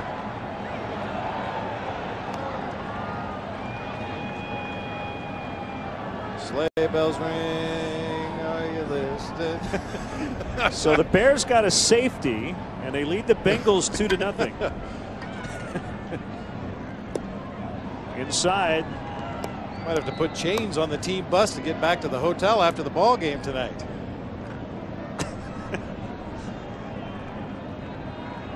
Hey, it's hard to believe that 2 days ago it was 80 degrees, 72 at game time. Just beautiful baseball weather here in Cincinnati. This is going to be a tough play. Ramirez with a long run. Nice catch right along the line. Clip had a long run from left, and Aramis went out and made the catch. That's one of the dangers of overshifting, and the Cubs always overshift for Adam Dunn. Aramis Ramirez had a long way to go to get to that ball. He was playing at almost a straight-up shortstop position, and as you mentioned, Cliff Floyd was shaded way over to the gap in left center. So when those big pull hitters doink one the other way, it makes for a tough defensive play, and Ramirez able to stay on that one, looking up into the snowflakes.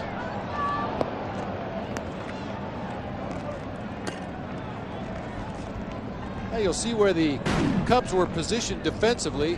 There's Ramirez at straightaway shortstop. He's got a long way to go. Cliff Floyd is deep and into the gap in left center for the pull hitting Adam Dunn. Nice running catch by Aramis. Well, you'd rather have it snow than rain. And the 0-2. Another flare pop. Foul ground this time, just beyond the tarp.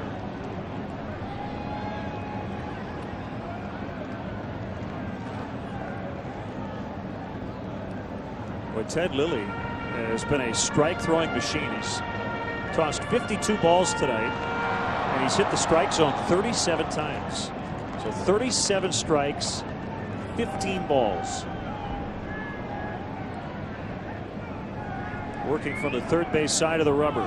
Check swing. He went.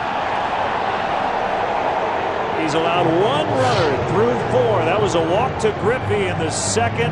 Derek Lee coming up second in the next inning as the Cubs try to tack on.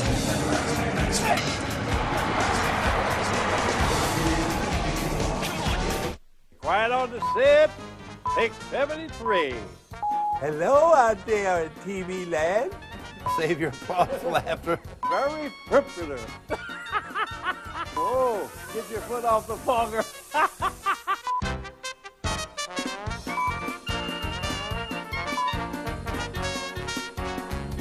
Okay, here we go with another ho-ho. There's only one, Bob Royman. Thank you, I love your curls.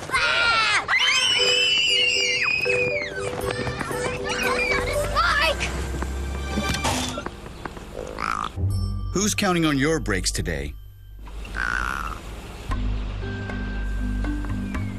Your brakes are too important to trust to just anyone. That's why you should come to Midas now. At Midas, Brake pads or shoes are just $89.95 per axle installed. Be safe. Just the Midas touch.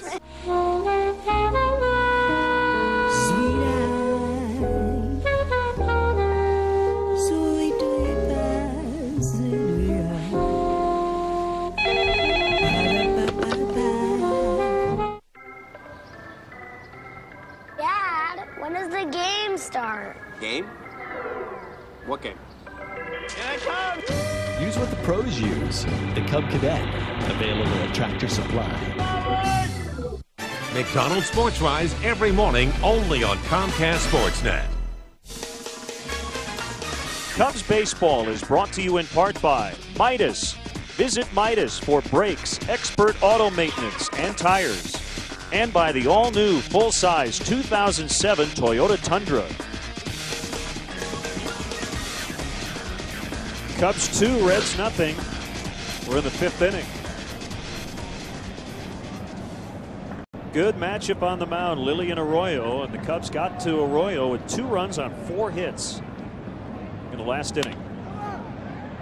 Bounding ball, and Conine will take it by himself. Ted Lilly with 6 strikeouts in the ball game. This was the most recent, the final out of the last half inning.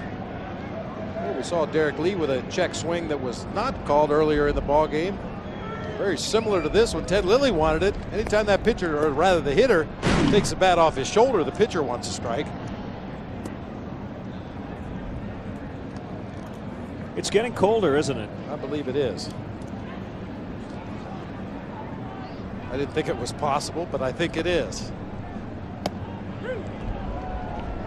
Well, you talk about Ted Lilly tonight, Len, throwing strikes, and he's throwing strikes with all of his pitches. You know, sometimes a pitcher will have 1 or 2 or maybe 3 of his pitches working well. He's got them all going tonight.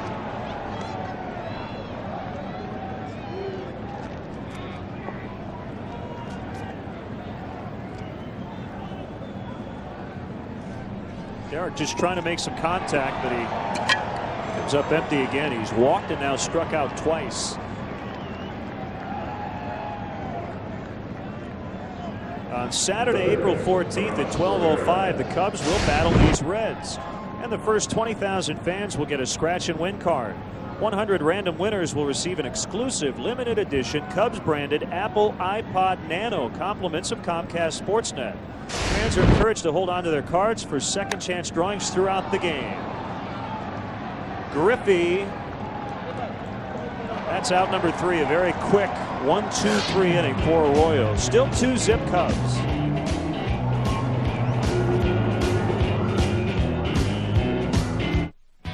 Welcome to California. We cruise. We fly. We run. We go with the flow. We let go. And we believe one simple thing. That every day in California is your lucky day. Is your lucky day. So there's just one thing you have to ask yourself. How fast can you get here? Find yourself in California. Fly Southwest Airlines from Chicago Midway to cities in California for just $129 one way. You are now free to move about the country. I was talking to my buddy from the suburbs about all the things that need to be done this time of year. Fertilizing, spraying, trimming, mulching, mowing. He says he has people who do all that. I said same here. Me, myself, and I. Time to spring into savings at Tractor Supply. Through April 22nd, get a $300 gift card when you buy our 23-horsepower Husky Supreme, or a $150 card with this 20-horsepower Husky. The stuff you need out here is in here. Tractor Supply. Giving the new Sierra more power doesn't make it professional grade. Giving it more power while making it more fuel efficient does. Introducing the all-new 2007 GMC Sierra. The only pickup that offers more than 300 horsepower and over 20 EPA estimated highway miles per gallon. That's professional grade. Time now for a GMC Sports Update. Dan Jacobs here inside our Comcast Sportsnet studios. We'll get you back after the game in just a second, but first, let's check in on some of the earlier action from today. The Sox hosting the Tribe, and they were up 7-6 into the 7th until Grady Sizemore takes Matt Thornton deep for a 2-run jack. and Cleveland wins it by a final of 8-7. That'll do it from here. Now let's go back out to the ballpark and Lynn and Bob.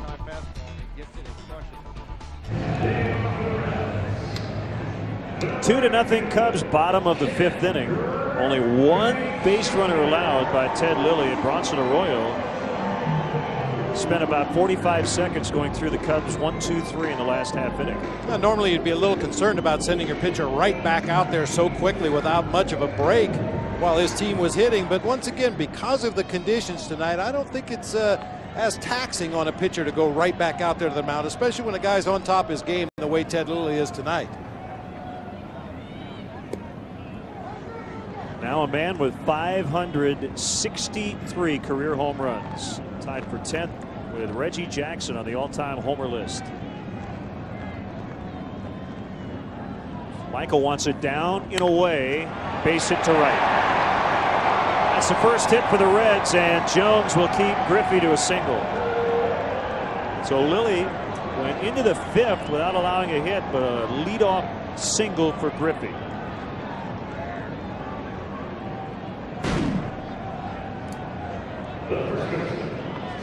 Just a get-me-over fastball right there. Stayed on the inner half of the plate. Junior ahead in the count. Just got that bat going early. Saw a pitch he liked and jerked it into right field for the first base hit of the game for the Reds. Jeff Conine, a career .333 hitter with 2 home runs against Lilly. 7 for 21. Popped to short his first time. At the knee, strike 1.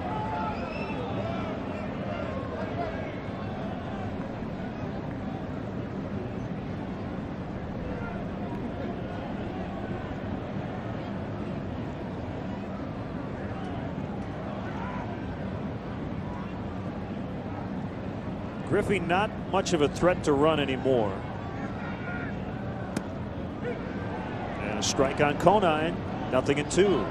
Junior has 176 stolen bases in his career. He never had more than 24 in a season, but certainly earlier in his career he had base stealing speed and would pick his spots a lot of those years under Lou Piniella up in Seattle.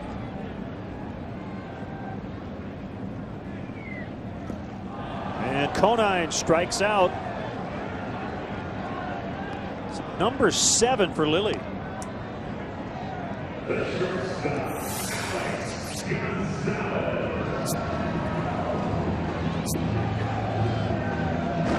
And it's Gonzalez, a double play candidate, and the Cubs set up that way on the infield.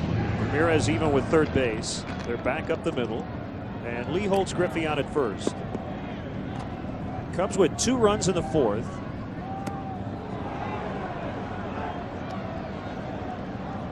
I mentioned earlier Washington came back, scored 3 in the 9th to beat Florida 7-6. Dimitri Young with the game-ending single. He hit a fly ball to left with 1 out. Josh Willingham let it drop, hoping it was going to go foul because he did not have a chance to throw out the runner at the plate. It actually landed fair, and the Nationals won it.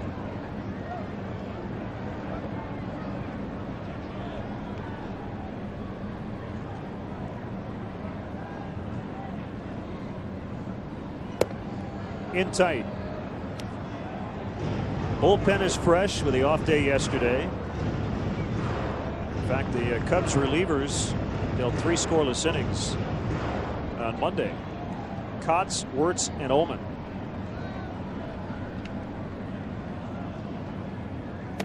Swing and a miss, 2-2.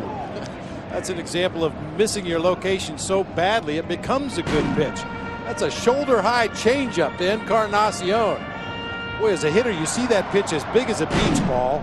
You just can't seem to make contact. A hanging changeup. Quintet has not been throwing hard tonight, but he's gotten a lot of swings and misses. Big leg kick and a 2-2 off the end of the bat. Lilly off the mound, gets by him. He better cover first. He gets over, and they got him. Ted was on the bag, and they got the force of Gonzalez. He hesitated ever so briefly after he was unable to get the ground ball, but he got to first in time, and Jerry Naren's going to come out and argue. It wasn't a picture-perfect play, as you mentioned. After Lilly fanned on this attempt, he kind of hesitated briefly. Then he realizes Derek Lee's going to get the ball. He caught the bag with his right foot. It wasn't picturesque. It wasn't textbook. But he was able to get that right foot on the bag almost accidentally. Not only was he reaching for the bag with his foot, watch him swing back with that glove, trying to make a tag just in case he does miss the base. I'll tell you what, Bob, that's why Derek Lee is a two-time Gold Glover. Derek had to wait at first to see if Lilly was going to get the ball, and then you saw Derek point at first. He was telling his pitcher, you got to cover, and he did. And then a heads-up play by Lilly, realizing that Griffey was watching the play from second base. So the first time the Reds have had a man in scoring position tonight. And ball one on David Ross. Well, Derek Lee is like a lot of great players at the major league level that seem to have that ability to slow the game down. That was a play right there where you'll see a lot of young players just panic. They'll grab the ball and fling it over the pitcher's head over into that first base dugout if they make the play at all. But it just seemed like Derek has that ability to slow the play down, make the good feed, and let the pitcher get over there and hope he gets to the bag. There might not be a better throwing first baseman in the game today. As good as he is with a glove, he almost always gives his pitchers a great feed. Well, you'll watch as Derek Lee reads this play. That ball is chopped to the right side there. Derek Lee waits to see if Ted Lilly can get it. He points to first base, as you said, and then goes ahead and makes the barehanded play in a perfect toss. Can't do it any better than that.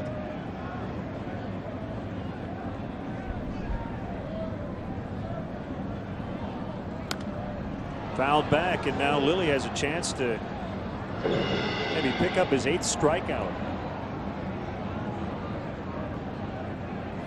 Arroyo has not come out of the dugout. He has the jacket on his right arm, so he's going to try to stay as warm as he can before he comes out of the dugout. With 2 outs, he may not have to bat.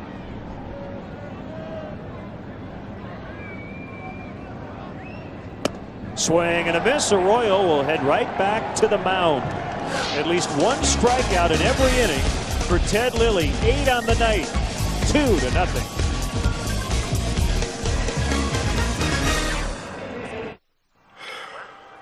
So, you've been going out, huh? Big parties, music, pretty ladies. Son, we need to talk about protection. Dad, I'm 26. Yeah, I know. But you're never too grown up for your old man to give you one of these. Oh, man. Dad, thanks. Every Coors Light can has a protective liner to lock in that refreshing frost-brewed taste. You can never be too careful. Frost-brewed Coors Light, the world's most refreshing beer.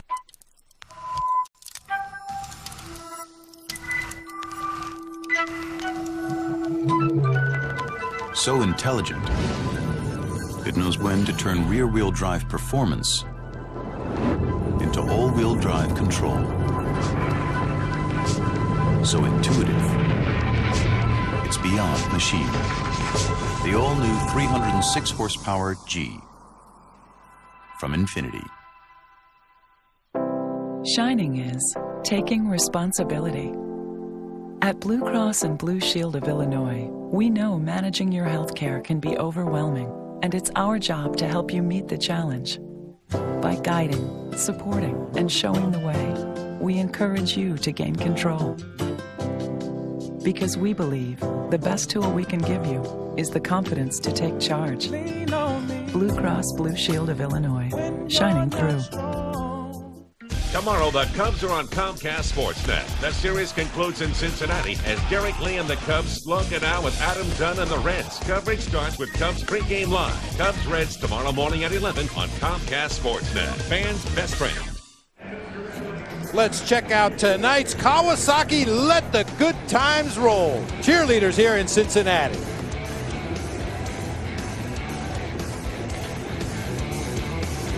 Kind of does feel like a football game with the cheerleaders and some snow a little bit earlier. This is definitely football weather right here. 2-0. It's been a pitcher's duel tonight, and Ted Lilly has looked tremendous here early on. He really has. I think the difference in this ball game up to this point, Len, has been the fact that the Cubs hitters have made some adjustments offensively. They've looked for that breaking ball more often. Reds hitters haven't quite made the adjustment on Ted Lilly yet, basically because he's got all 4 pitches working. He's throwing them for strikes when he wants to, throwing them out of the strike zone when he wants to, and really moving it around. So the offense now goes back to work. 5 hits for the Cubs, only 1 for Cincinnati.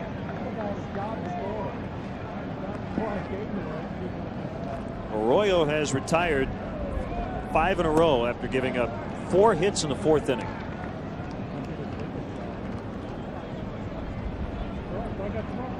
Cliff Singleton scored in that frame.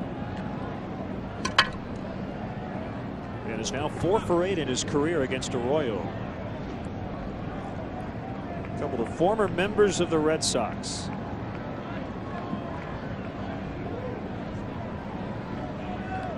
A 2-0 curveball pounded on the ground, and Phillips able to flag it down and throw him out.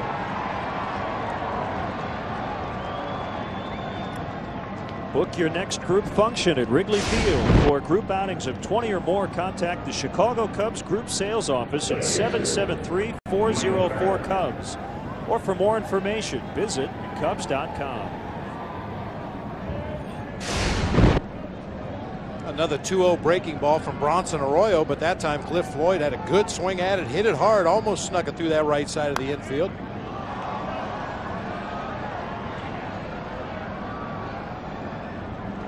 Michael is 0 for 6 to begin the year. At what point does a hitter start to look up at that scoreboard and see a 0 and go, am I ever going to get a hit? Well, he had a great spring. If you look up there at the All-Star break and it's still sitting on 0s, well, of course you probably wouldn't be here at the All-Star break if it's still sitting on 0, but that's the worst thing you can do is look at that scoreboard, whether you're going good or whether you're going bad. You really have to take each at bat on its own merit. Doesn't matter what you did your last time up. You learn from what the pitcher tried to do against you, but you've got to go up there every at bat in the ball game and try to make something happen. Use the experience that you've had in previous at bats. He hit .314 in Arizona.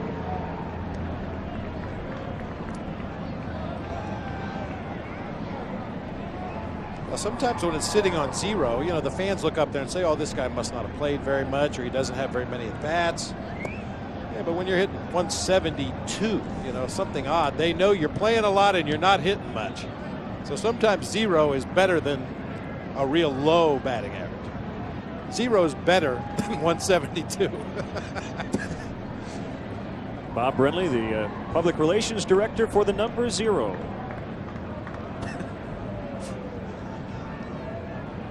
The 2-2 to Barrett. Popped up. And it'll get just behind the Reds dugout. I don't think David Ross saw that ball go up. Jeff Conine made very little effort at all to chase that foul ball. It was just about a row behind the Reds dugout on that first base side. With the wind blowing out to left center the way it is, that ball very nearly worked its way back into play. Another 2-2, and he struck him out swinging.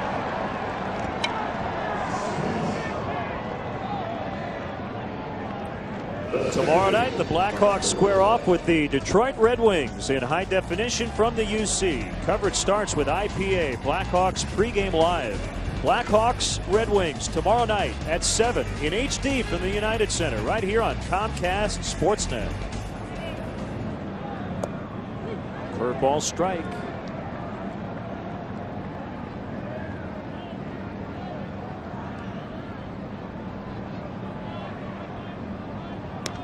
DeRosa sends it high, but not deep enough. Sounded good off the bat, but Dunn able to make the catch. Well, Arroyo settling in after giving up those 2 in the 4th. Great design separates Pontiac from its competition. G6 was designed with more power than Accord and better highway fuel economy than Mazda 6. It brought Torrent a 5-star crash safety rating, and each come with the best coverage in America. Design has a value all its own. The Pontiac G6 sedan starts at $17,825. For the latest available offers, see your local Pontiac dealer today or visit Pontiac.com. Tomorrow, it's a showdown at the UC as the Hawks face off with the Detroit Red Wings in high definition. Coverage starts with IPA Blackhawks pregame live. Blackhawks Red Wings tomorrow night at 7 on Comcast Sportsnet. When it comes to planning for the future, trust Country Insurance and Financial Services to keep you moving in the right direction.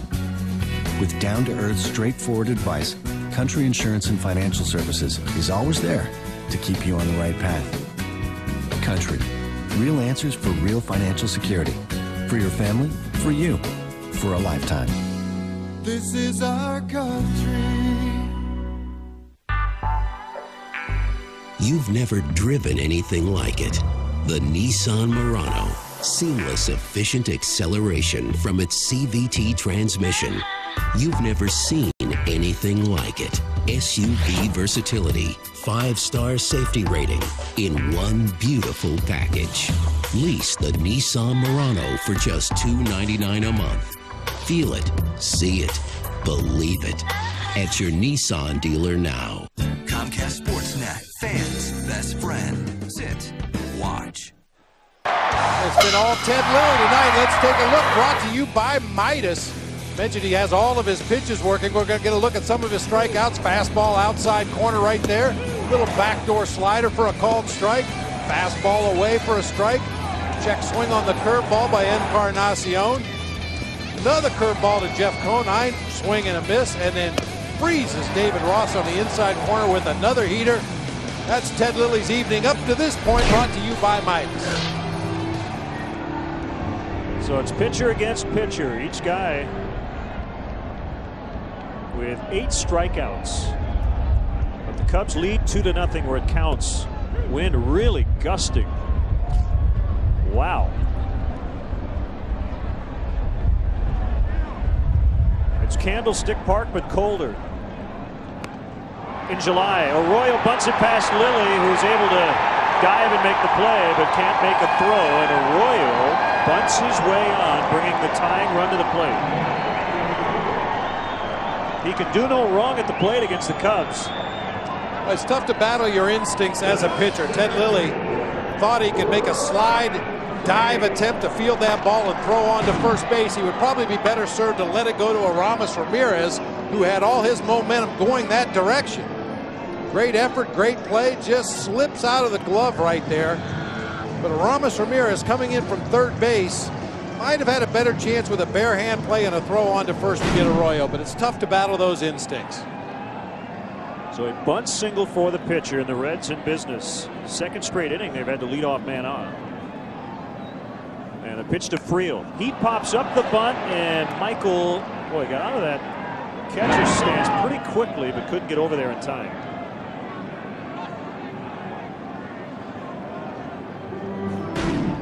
The ball wasn't popped high enough in the air for Michael to make a play, but you cannot get out of the chute any quicker than he did right there. Got rid of the mask, sprinted over into that Reds on deck circle trying to make a play, but it just wasn't high enough in the air for him to get underneath. Brings up a 1-strike pitch. Hit hard. Nice play, DeRosa. They get the out at second. Relay. Save. A one-hop seed stopped by DeRosa. They got the out at second, and that was it. That would have been a tremendous double play. Yeah, it really would have been a great double play. That ball hit like a bullet. DeRosa went down to his knees to corral that ball. His tourist throw pulled Derek Lee a little bit to the outfield side right there. It appeared he was able to keep his foot on the bag, and the speed of Ryan Friel just beat that throw back to first base. Derek was definitely on the bag, but Friel just beat it out. Double play depth again against Phillips. And Lilly's going to check on Friel, who's by far the Reds' best stolen base threat.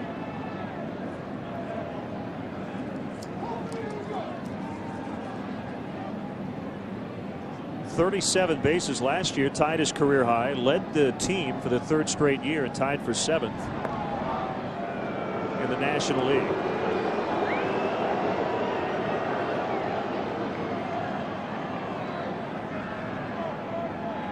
As you mentioned earlier, this might be the kind of night where you have to take that at base when you can get it. The ball is not carrying even though the wind is blowing out. Friel looks like he wants to go. He's not, and it's fouled away to the right. Well, and Ryan Friel knows his value to this Reds ball club, and part of that is his aggressiveness, making things happen when he does get on base. You know he'd love to steal second right here if at all possible, but getting a look at Ted Lilly for the first time other than the video work that the Reds did before the ball game tonight.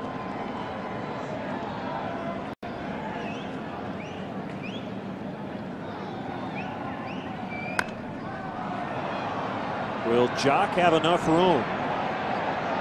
Yes, he does. That ball was going to be in the stands, but the wind pushed it back into fair ground. Well, we asked tonight on the Comcast Sportsnet poll question, given Carlos Zambrano's struggles in 3 straight opening days, would he be better suited to start Game 2 instead of the opener? And 2/3 said yes. They would rather have him start Game 2 instead of the opener. I would say no, because unless you pick up a guy who's better than Carlos Zambrano, he's the ace of your staff, and I would take my chances with him on opening day. I haven't seen enough first game starts to make that determination, but the fans believe maybe he should start Game 2. I mean, if the Cubs traded for Johan Santana, Johan Santana and Carlos Zambrano, I'm fine with going with the lefty. Well, see, I disagree because over the course of the season, the number 1 and 2 starter are both going to get the same number of starts. And I think given the struggles the last 3 years, taking the ball on opening day for Carlos, you flip-flop him. No big deal. All right, our first official disagreement of the year. It's all right. Well, you know what? If he starts next year, that means he will have signed hopefully a long-term contract, because at the moment he's only signed through this year.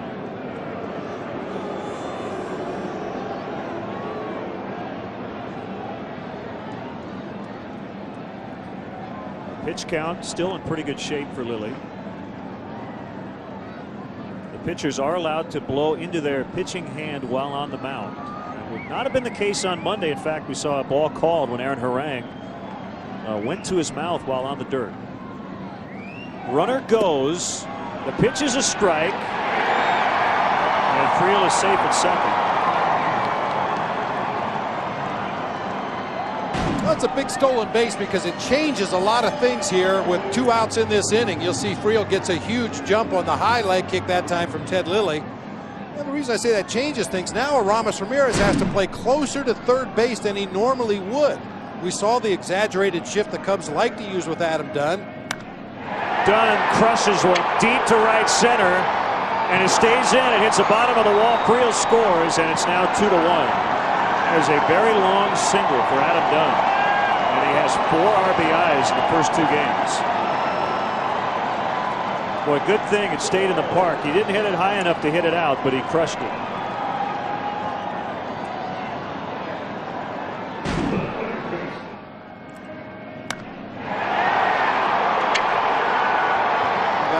Skipping a jump out of the batter's box. I think Adam Dunn thought he might have a line drive home run to right center field right there, but just enough topspin that the ball hits the wall, stays in play, and Ryan Friel has to turn on the jets and make sure he gets on home plate just in case Adam Dunn tried for 2 and got thrown out at second.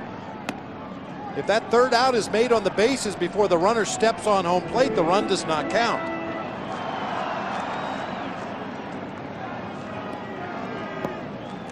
Encarnacion has not been able to figure out Lilly through 2 at-bats. Caught looking in the second, struck out swinging in the 4th. The pitch. And that apparently was catcher's interference as Encarnacion got a piece of Michael's glove.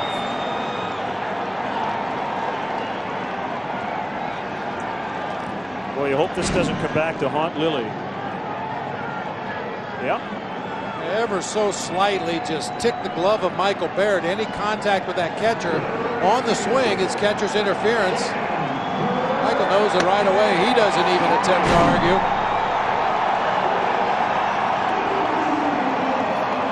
And now it's Griffey Jr. First time this Reds crowd has really gotten into it tonight. 2-1 the Cubs lead, but the Reds with a run, and they have the tying run at second, the go-ahead run at first.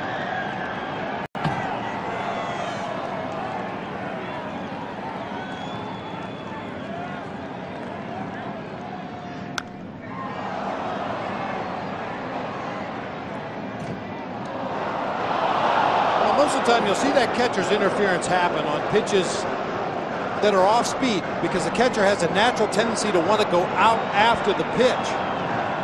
And you'll also see it happen a lot when a guy has thrown a lot of off-speed pitches and the hitter tends to swing late.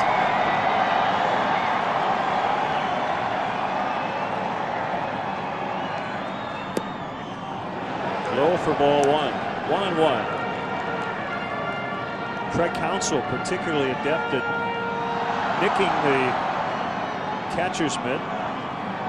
It was 2 or 3 years ago. I think he reached base like 4 or 5 times due to catcher's interference. A 1-1 to Griffey. It's a strike on a fastball. 1-2. And you'll see it happen a lot on 2 strike counts as well because the hitter's trying to be defensive, see the ball as long as he can before he commits his swing, and a lot of times that will cause a late swing, that catcher reaching out for the pitch, and that's usually when contact is made.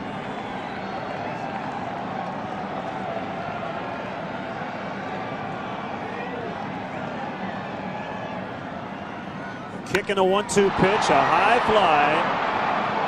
Floyd came in about a step, and that's the 3rd out. Reds lead 2, but they get 1.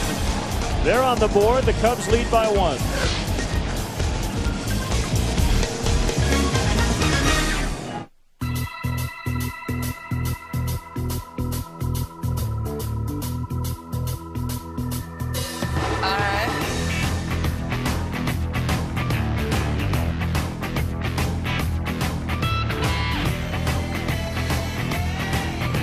Choose any road. The 2007 all-wheel drive IS250 from Lexus. Attractive lease rates available for a limited time at your Lexus dealer.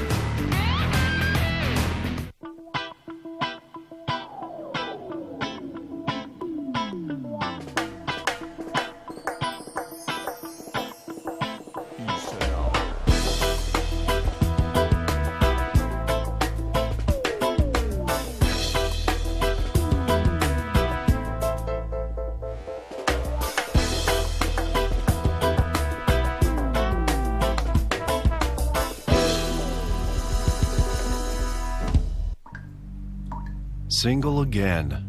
Will I still look eligible with gray hair? Is that all people will see? How do you make a clean break? Just for Men stops gray from hiding who you are. Easy with 5-minute Target Gray technology. Dating again is easier than I thought. And you wonder, why did I ever put up with gray hair? Let the real you come through. Stay in the game with Just for Men. You never know who's going to drop by on Chicago Tribune Live. It's going to be fabulous. We're excited. It's going to be great. Chicago Tribune Live, presented by your Chicagoland and Northwest Indiana Chevy dealers. Weeknights at 5:30 on Comcast Sportsnet. Sign up for a subscription to Vineline, the official monthly magazine of the Chicago Cubs. Vineline offers exclusive player features, team analysis, Wrigley Field news, and Cubs minor league coverage. Call 1-800-248-9467 or visit Cubs.com to order Vineline today. It's been a good offensive night for his tourists. A walk and an RBI single for Cesar, so he's 1 for 1 officially. The Cubs lead 2-1 here in the 7th.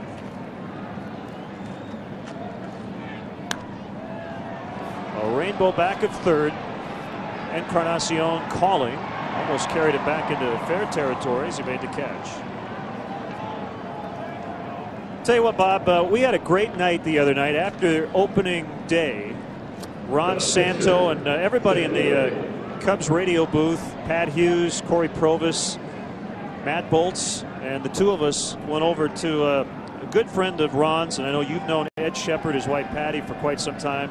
Tom Brenneman was there. We had a great home cooked meal, and you don't get those on the road. It was a wonderful evening. Yeah, rare treat on the road. Ed Shepard, a local restaurateur, big baseball fan.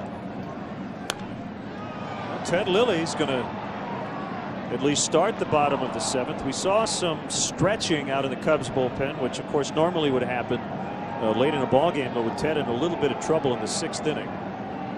Thought we might see somebody get up, but he got out of it, only allowing 1 run.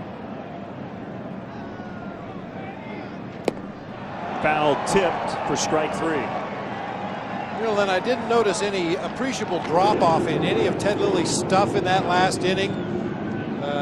Location was still good, velocity was still good, movement was still good. However, it was the third time through the Reds' order. And usually after an offense has 2 or 3 at-bats to see a pitcher, if they're going to make an adjustment and start to break through, it's going to be in that third time through the order. Alfonso now 1 for 18 against Arroyo, including 0 for 3 tonight. Hey, happy 25th birthday to Chris Valvo, Cubs fan in LaSalle, Illinois. Hopefully watching the ball game tonight.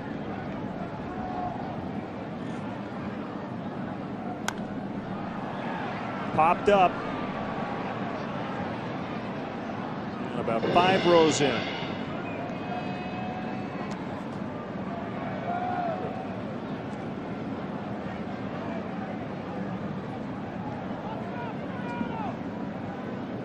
The Cubs last year went 42-42 against their own division. They really scuffled against everybody else. Deep to left, Dunn got a late break on it over his head. He froze momentarily. Soriano trying to stretch it into a double, and he'll get there.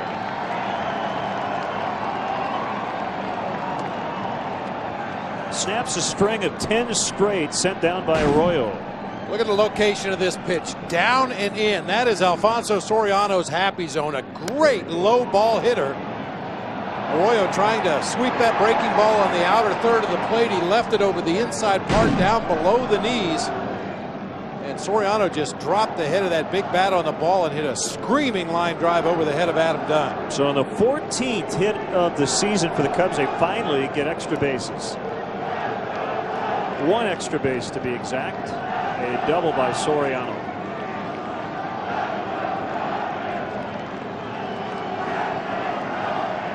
Well, as usual, a large contingent of Cub fans here today, especially on the third base side of the field, and they're making their presence known. Arroyo nearing 100 pitches. Drops down and deals strike 1. Yeah, there's more blue in the audience tonight than we saw Monday afternoon.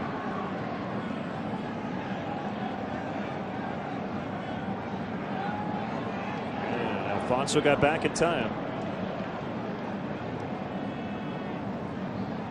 Now we hope some of these fans will make the trek up to Milwaukee this weekend for the 3-game Easter weekend series. Night game Friday and then matinees Saturday and Sunday.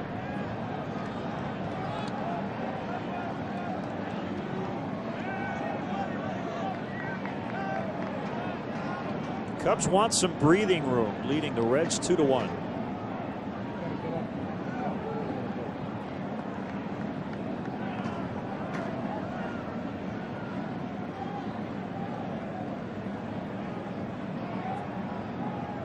One to Jones.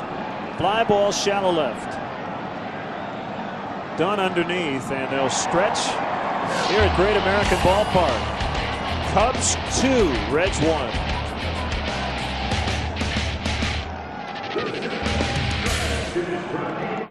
Meet Magnus Vermagnuson, the strongest man in the world.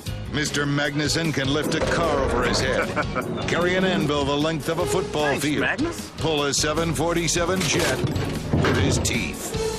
And at the end of a long, hot, strenuous day, what does the world's strongest man call for? Coors Light.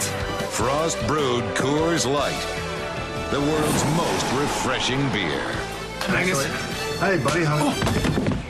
Sorry. Introducing the all-new Chevy Silverado half-ton crew cab, a standard stability control system, and the safety and security of OnStar. No other pickup delivers both. No wonder it's the 2007 Motor Trend Truck of the Year, the all-new Chevy Silverado.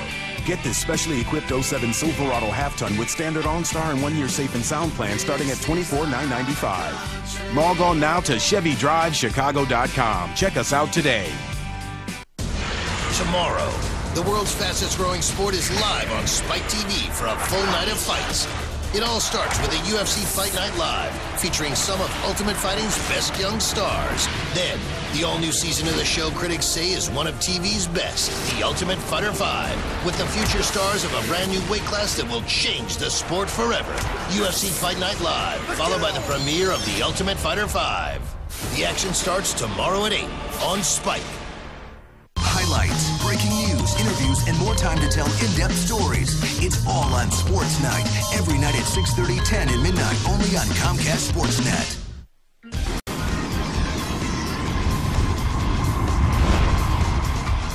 Now the Belco Cubs upcoming schedule, 11:30 a.m. tomorrow. Hope you can join us as Jason Marquis battles Kyle Loesch.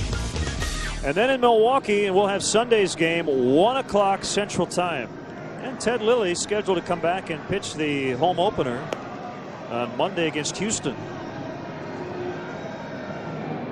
He's had a solid debut tonight, but it's still a very tight game, just 2-1. And as good as he's been up to this point, Len, as I mentioned, third and fourth time through the lineup, I think you have to have a little tighter leash. And with a fully rested and ready bullpen with a one-run lead here heading to the bottom of the 7th, I believe if anybody gets on base this inning, we'll see some activity in that Cubs bullpen. Double barrel action just started in the Cubs pen. Looking at the high Sox, I think it's Ullman and Bob Howery, the right-hander.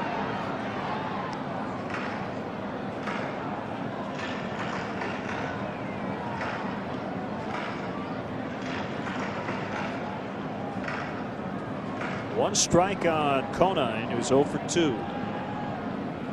Playing a little bit the other way in the outfield. You see Soriano shaded just slightly toward right center. That's not unusual to see a team play a hitter to pull on the infield and hit it the opposite way in the outfield.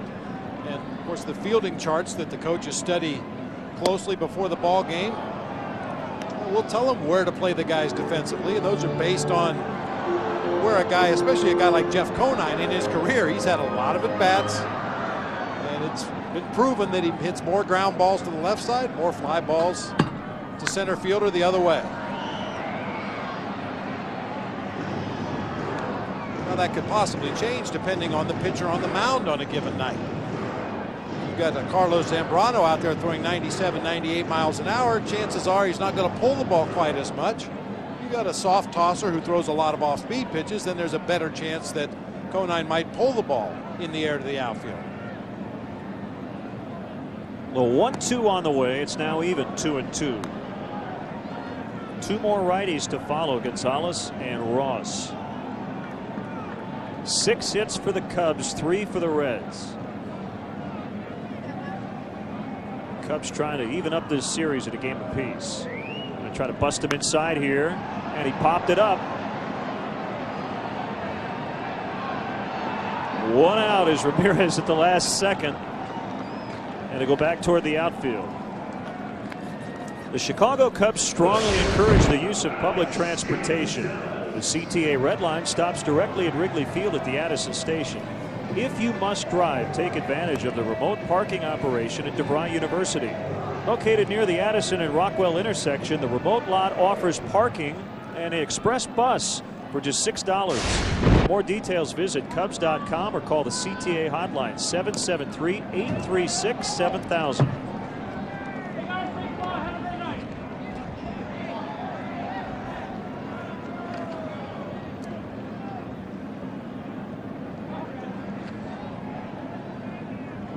Lee and Lilly teamed up to retire Gonzalez on a bang-bang play in the 5th inning.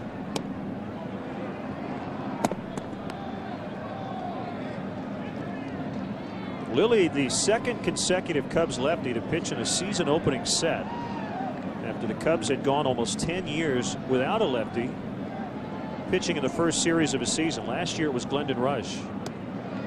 And before that, you had to go back to Terry Mulholland, who started on opening day in 1997. But the Cubs have good balance in their rotation this year, with the lefties Lilly and Hill pitching 2nd and 4th respectively. His 2-1 is inside. 3 balls and a strike. I think it was a good move by Lou Piniella and Larry Rothschild to separate the two lefties in the rotation. Lilly with the big curveball as his signature pitch, very similar to Rich Hill. If you see the same style of pitching in back-to-back days, it makes it much easier for an offense. In on the hands, he popped it up. Michael will give chase. And it's just back behind the barrier.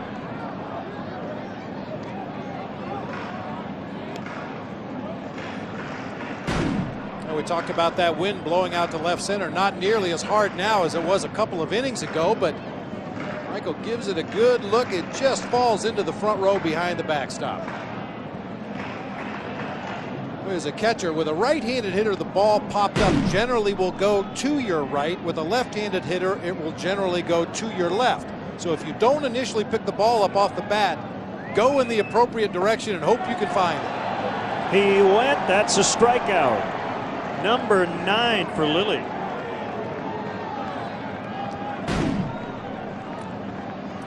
Well, we talked about Bronson Arroyo changing speeds on his breaking pitches. Ted Lilly has done the same thing tonight on both his slider and his big curveball.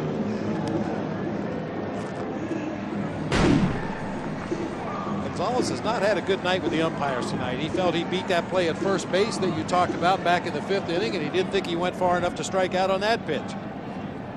Ted's still quite a ways from his career high in strikeouts, 13 back in 04. He has a 12 strikeout performance, an 11 and 5-10 strikeout games. He's at 9 currently. Chad Moeller has come out into the on-deck circle in Bronson Arroyo's spot.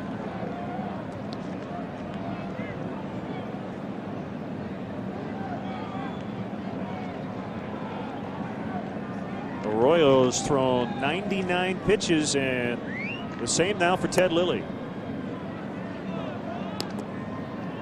So the pitcher's duel actually lived up to its billing. Doesn't always work out that way.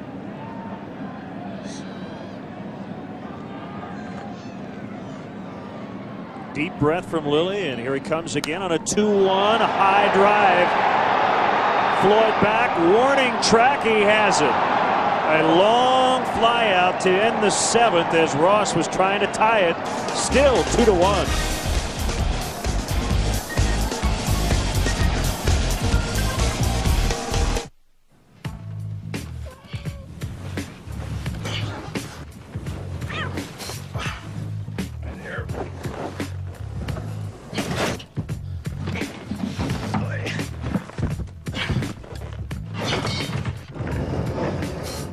Searching other websites for low fares?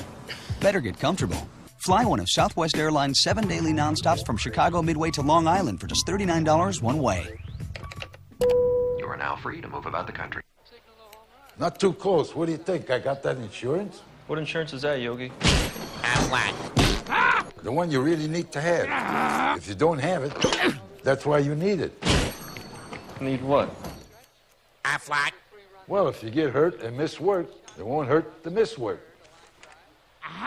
And they give you cash, which is just as good as money. Aflac. Ask about it at work. Have you noticed how many car ads want you to hurry in? Hurry in, don't wait. They want you to hurry because they don't want you finding out what the best car really is. This is the Toyota Camry, the 2007 Motor Trend Car of the Year. So, you know, it's the best car. And now the #1 selling car in America even comes in a hybrid. Toyota, a great way to keep moving forward.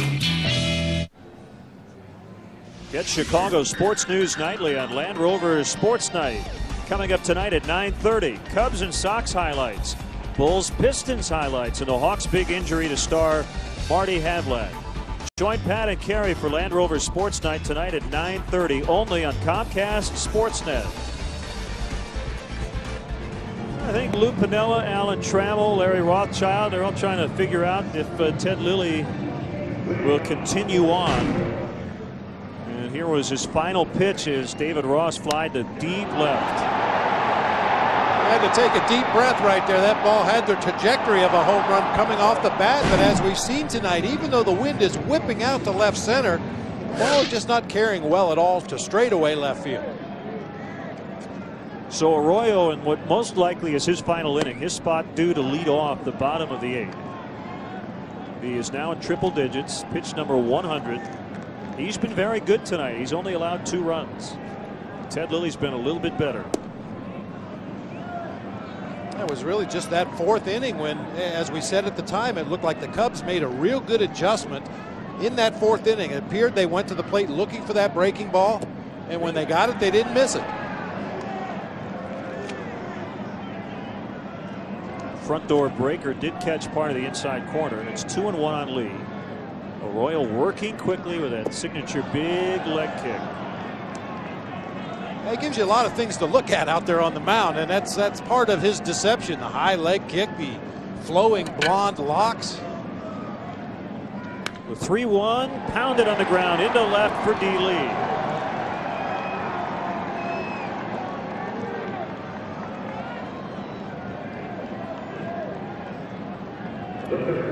Seventh hit for the Cubs, and now Ramirez, who's already 2 for 3.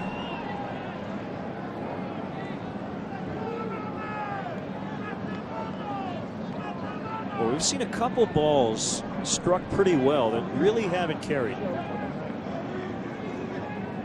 The wind has shifted just a little bit. It's blowing more from right to left, but it really has not had much of an effect on balls hit to the outfield. What it's done is any pop flies toward the seats down the first baseline have been pushed back toward fair territory, but it really hasn't helped the power.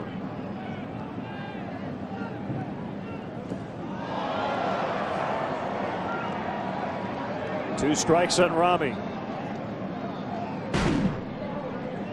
Well, what really sells this changeup is the location. That was a low 80s pitch that started at the knees and just continued to bottom out as it got into the hitting zone. You see so few straight pitches in the strike zone from Bronson Arroyo that when he does throw something straight near the zone, you want to swing at it.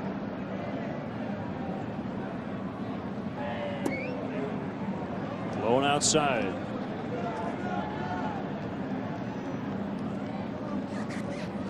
Houston leading the Pirates 2-1, top of the 4th at Minute Maid Park. The Pirates winning the first 2 games of that series.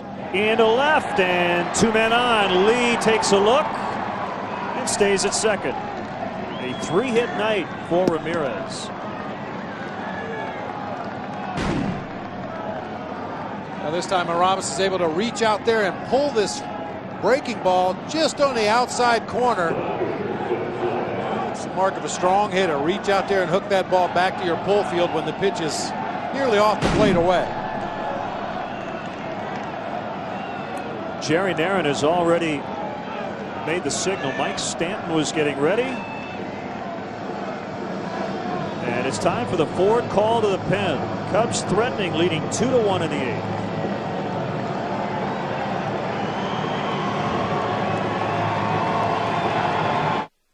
The 2007 Chevy Impala has something Toyota and Honda don't.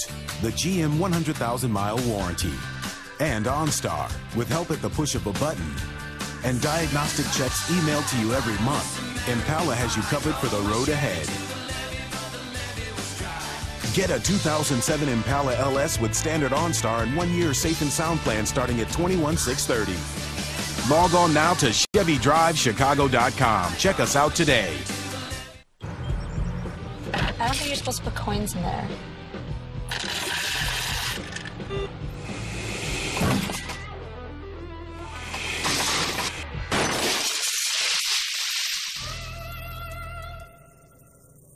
Want to get away? Now you can. Fly Southwest Airlines from Chicago Midway to Baltimore, Washington, or Dulles International for just $59 one way. Purchased by May 17th. You are now free to move about the country. Have you noticed how many car ads want you to hurry in? Hurry in, don't wait. They want you to hurry because they don't want you finding out what the best car really is. This is the Toyota Camry, the 2007 Motor Trend Car of the Year.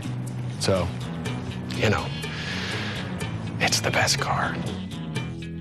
Lease the famously popular Toyota Camry for just $209 a month. Toyota, a great way to keep moving forward. Gulf Coast Shower of Savings ends April 30th. Call now. For quality windows, siding, and doors, call 866 for Felco. Here's 39-year-old southpaw Mike Stanton, who signed a 2-year contract in the offseason with a club option for 2009, so that'll take him into his 40s. And he will not face Cliff Floyd. Bronson Arroyo gave up 2 runs tonight, and the 2 guys on base currently would be on his record. It's going to be the Riot batting for Floyd.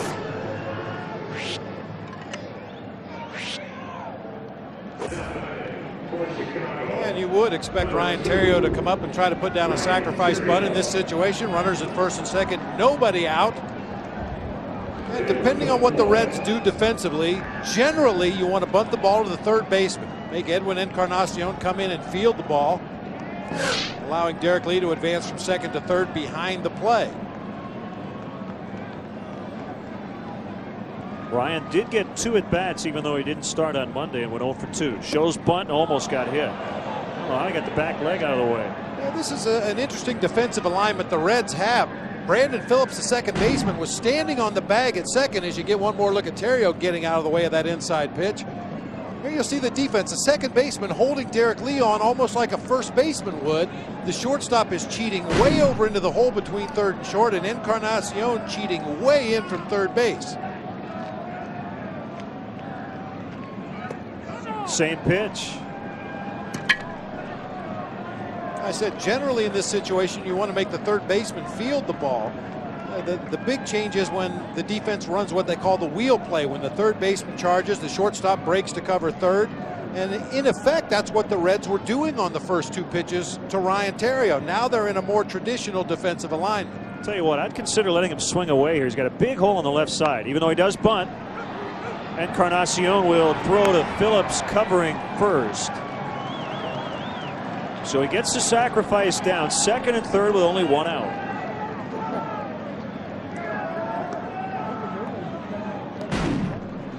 Nicely done by Ryan Theriot. The Reds drop back in a more traditional defense. See Encarnacion playing back, the shortstop covering second base, and Theriot does exactly what he's asked to do. Bunt that ball to third base, move those runners into scoring position for Michael Barrett. High fives all around, and they're going to intentionally walk Barrett and go after DeRosa. Well, it'll be interesting to see if Mike Stanton is the guy to face Mark DeRosa. I believe they have a right-hander throwing out in that Reds bullpen. It's tough for us to see.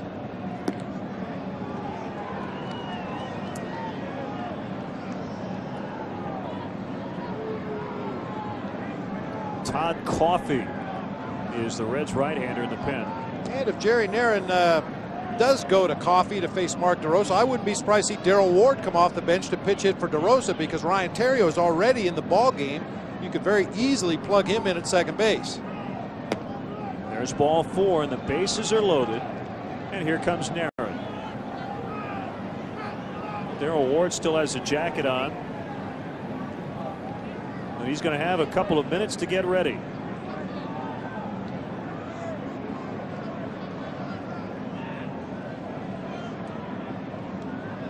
So it's time for the forward call to the pen, and Todd Coffey sprinting toward the mound. Here he comes. We'll be back.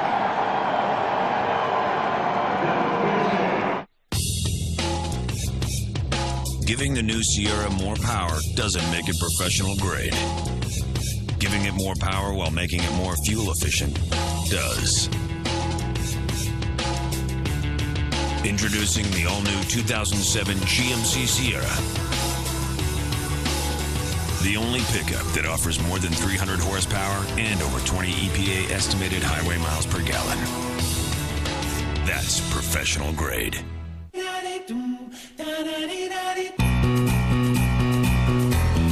Everybody's gonna love today, any way you want to, any way you've got to. the Verizon Wireless Motorola sale. Your chance to save up to 50% off Motorola phones.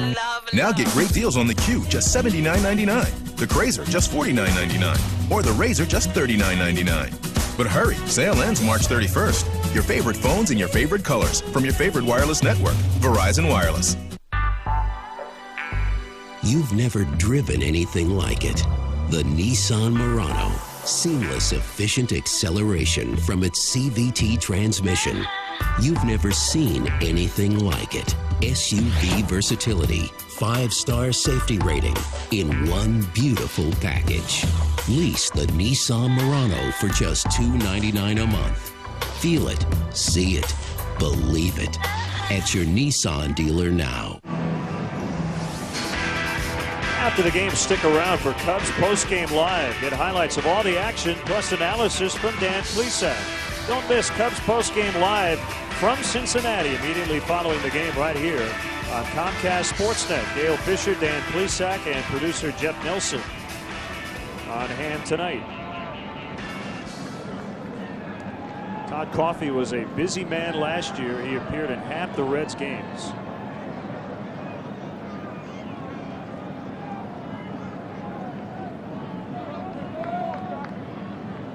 So DeRosa's going to stay in and battle the right-hander.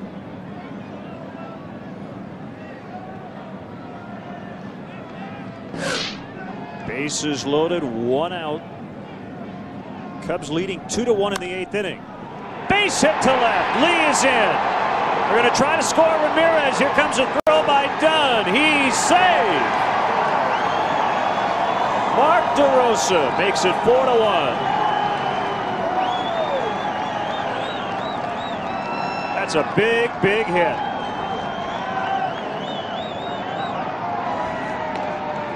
And as you mentioned, Bob, Lou very easily could have gone with Darrell Ward in that situation, but the move pays off as DeRosa stays in and gets a 2-run sinker.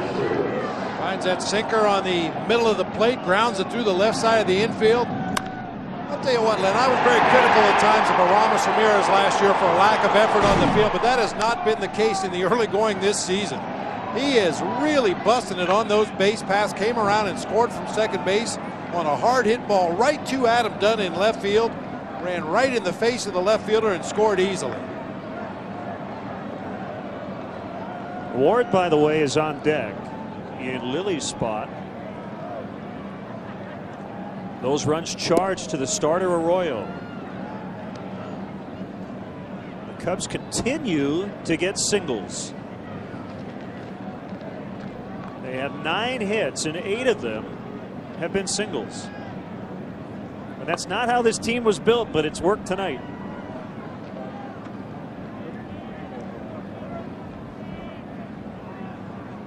The 2-0 to his tourist, back up the middle, and it'll be a 6-3 double play.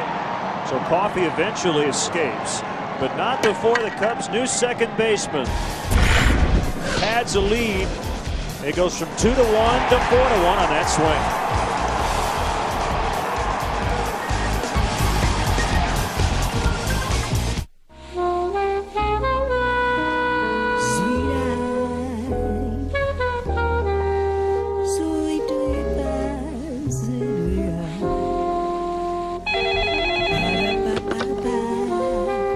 They're the players you love and the teams you live for. When you want the game, the latest news, or expert analysis on everything happening in Chicago sports, there's only one place to turn. Comcast Sportsnet, fans' best friend.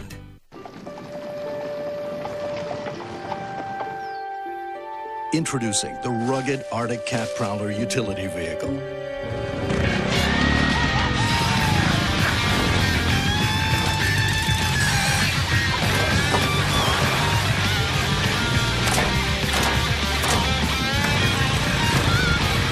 Who says work has to be so hard? Arctic Cat, more to go on.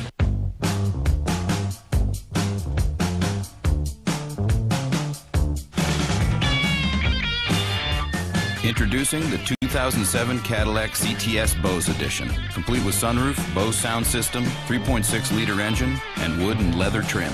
It's everything you need now to play at full volume. Visit your Chicagoland area Cadillac dealer for this attractive offer. Time now for a Cadillac Sports Update. Hi, Dan Jiggets here inside our Comcast Sportsnet studios.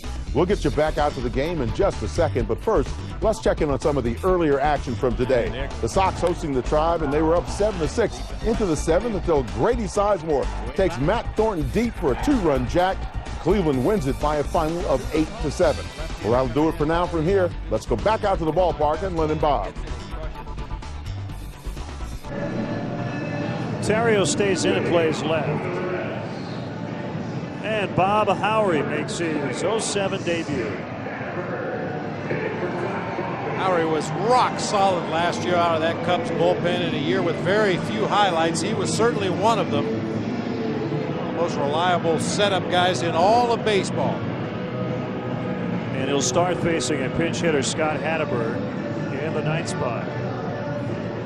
Ted Lilly, a magnificent Cubs debut. 7 innings, just 3 hits, 1 run, 1 walk, 9 big strikeouts. He threw 100 pitches, 69 were strikes. And at the moment, he's poised to get the win. What would be Lou Piniella's first win with the Cubs. And it would be number 1,520 in his career, but still a long way to go. 6 outs to get, and after Hatteberg, the top of the Reds order. Howry trying to set things up for Ryan Dempster.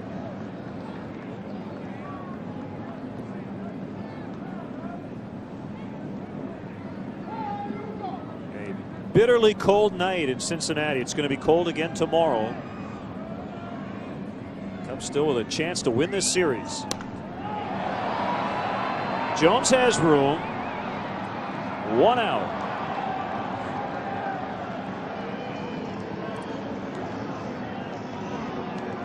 The high tomorrow in the mid-40s. Be a heat wave compared to this.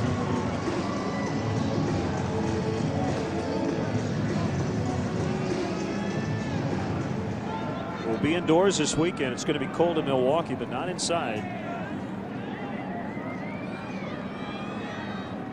The Brewers are down 2-0, bottom of the 4th in Milwaukee. They're trying to sweep the Dodgers. They'll have an off day tomorrow. Kevin Mensch with a game-winning 2-run homer last night off Randy Wolf.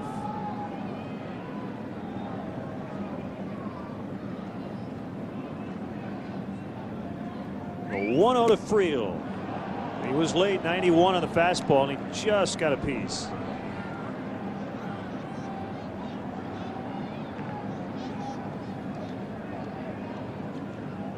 Friel, the only Red to cross the plate tonight. That was in the 6th.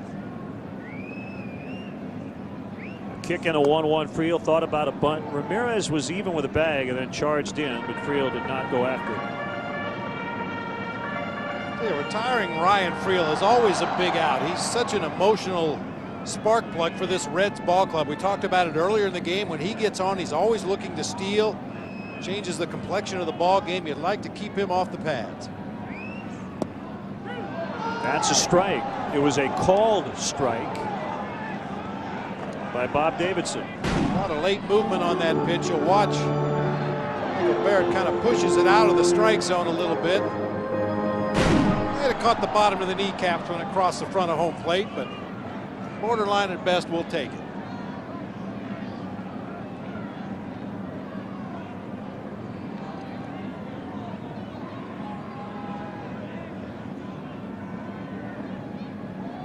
Howry ready for a 2-2. Got him. That's the 3rd time Ryan Friel has not been able to pull the trigger with 2 strikes. Well, he may have had a beef on the pitch before, but this looked like a pretty good fastball right on the outside corner. Hit the mid of Michael Barrett. Not much you can do with that pitch as a hitter anyway.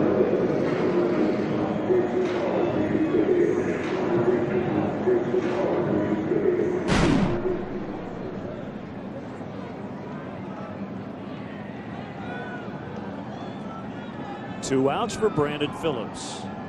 Ramirez still in a little bit at 3rd. And a first pitch strike. Great to have our Comcast Sportsnet crew all bundled up in our air-conditioned production truck tonight. Our producer Pete Toma. Dave Turner, our director. Good to have him back with us, and he'll be here the rest of the way. Mark Brady, our associate producer tonight. Audrey Whitley, our stage manager up in the booth. Our technical director, Chuck Jackson. Melissa Galbraith, rather, our technical director. The executive producer of Comcast Sportsnet is Jim Corno Jr.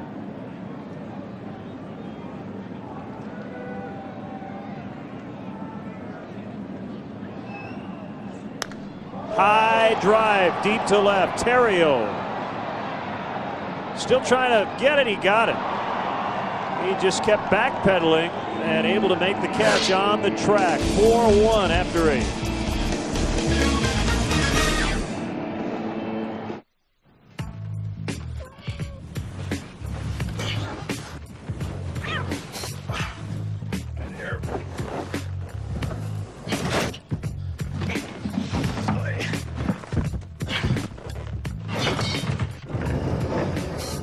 Searching other websites for low fares? Better get comfortable. Fly one of Southwest Airlines' 7 daily nonstops from Chicago Midway to Long Island for just $39 one way. You are now free to move about the country. Meet Magnus Vermagnuson, the strongest man in the world. Mr. Magnuson can lift a car over his head, carry an anvil the length of a football field, Magnus? pull a 747 jet with his teeth. And at the end of a long, hot, strenuous day, what does the world's strongest man call for? Coors Light. Frost Brewed Coors Light. The world's most refreshing beer. Magnus. Hey, buddy. Sorry. The 2007 Chevy Impala has something Toyota and Honda don't. The GM 100,000-mile warranty. And OnStar, with help at the push of a button. And diagnostic checks emailed to you every month. Impala has you covered for the road ahead. Get a 2007 Impala LS with standard OnStar and 1-year safe and sound plan starting at $21,630. Log on now to ChevyDriveChicago.com. Check us out today. Well, one of the 25,965 braving the cold tonight in Cincinnati. They're also witnessing the Major League debut of right-hander Jared Burton, who will take over on the mound for the Reds. Cubs lead 4-1. Burton, 6'5", 230, out of Westminster, South Carolina. It was a Rule 5 draft from the Oakland A's organization. Had 24 saves a couple of years ago in Stockton. That's California League Class A ball. He'll be pitching mostly in the middle for the Reds. And Darrell Ward will make his Cubs debut as a pinch hitter. This will be a specialty. By the way, I want to get it right. Chuck Jackson is our technical director tonight. Melissa Galbraith is our master control operator back in Chicago. Brain freeze is what I would blame that on. Perfectly excusable on a night like this. Here's Darrell Ward. Everything else is frozen. Your brain might as well be too. Burton works from the stretch with nobody on base. Pretty good heat on a cold night. 93 in that first pitch. Soriano next, and then Jones. Ward and Soriano were teammates a part of last year in Washington. Ward ended the year with Atlanta.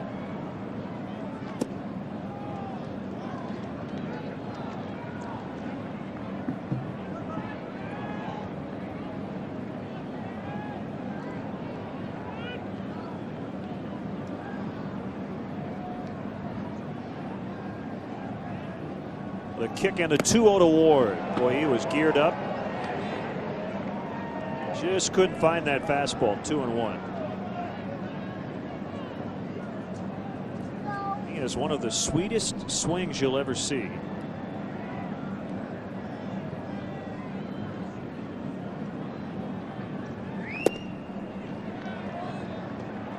Now 3-1, a good hitter's count. Made his big league debut at Houston back in 1998. He's been with the Dodgers, the Pirates, the Nationals, the Braves, and now the Cubs. He hit .308 last year. The next pitch. Ross trying to make some room, but it was very similar to the ball Michael Barrett went after earlier and couldn't get.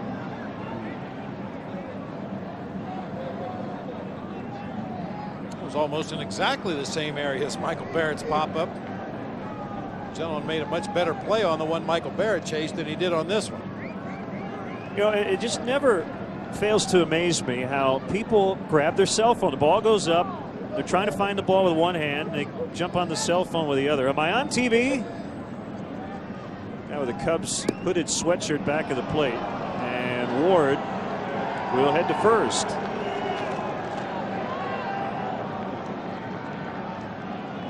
Gator fan, he must be happy after what happened the other night. Pinch runner is going to be Ronnie Cedeno. This is his first action of the season.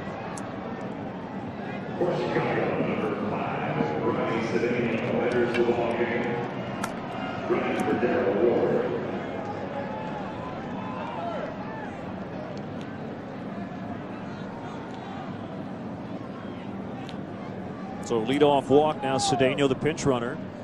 Soriano showed bunt and pulled it back. That's, I don't know if he was going to lay one down, but if so, that's not something he does very often. Well, Lou even mentioned it down in his office before the ball game today when we were talking about who he might hit and run with in the lineup, who he might bunt with. Soriano's name wasn't mentioned in either one of those categories. I'll be honest, he's not a guy I would want bunting, even though he's your leadoff hitter. He's a middle of the order type hitter. You really treat him like you would treat Lee or Ramirez.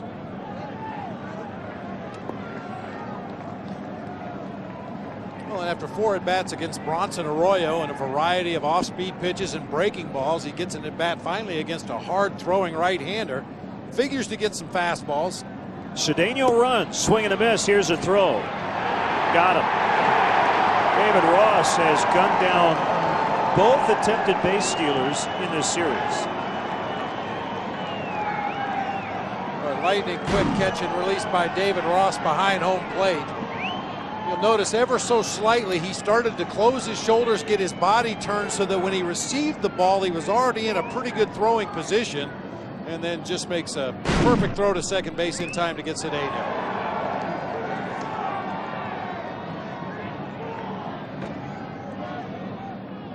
So the Cubs are 0 for 2 in the stolen base department. Lee was thrown out Monday and Cedeno tonight.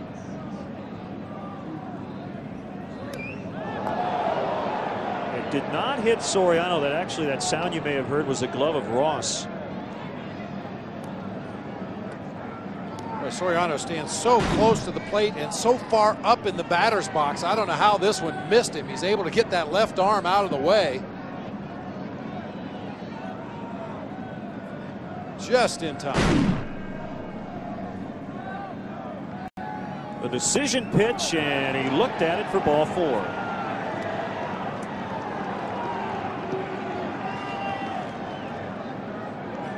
So back-to-back walks, and Burton really helped out by his batter mate who threw out Cedeno. Jock trying to get off the schneid. He's 0 for 4. Batting second in the lineup after hitting 5th in the opener. He'll likely bat 5th again tomorrow.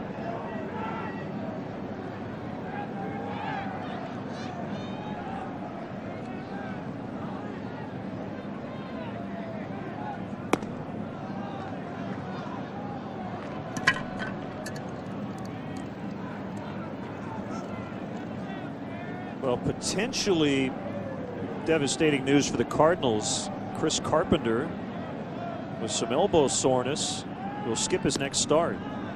The Cardinals have downplayed it. I don't think it's too serious at the moment, but anytime you're talking about the ace of your staff, one of the best pitchers in the league, it's something they have to be concerned about. Dick Pohl heading out as Burton has struggled throwing strikes. 13 pitches and 10 balls. And Bob, I think this year more than any, the Cardinals really have to count on a guy like Carpenter because of the changes in their starting rotation. Well, when you have a guy that you are counting on, who is the ace of your staff, La Russa would like to see him take the ball about 33 or 34 or 35 times this year, and any setback whatsoever, no matter how early in the season, is going to be cause for concern because you don't know what you're going to get out of the rest of your rotation. That was the one constant they had over there that you could count on every time Carpenter took the ball. He was going to keep you in the game, if not win it. Now, Braden Looper pitching tonight, and the Cardinals are down again 3-0 to the Mets in the 6th. That kicks away from Ross, literally. I think it hit his shin pad and it went halfway down the line toward third. So Soriano goes to second on the wild pitch. We saw it happen with Michael Barrett on opening day. The fastball in the dirt, it just catches catchers by surprise. You just don't anticipate that from a major league pitcher. Burton really rushing his delivery with Soriano on over there at first base. Looked like he might have been a little more concerned about the runner at first than he was the hitter at the plate.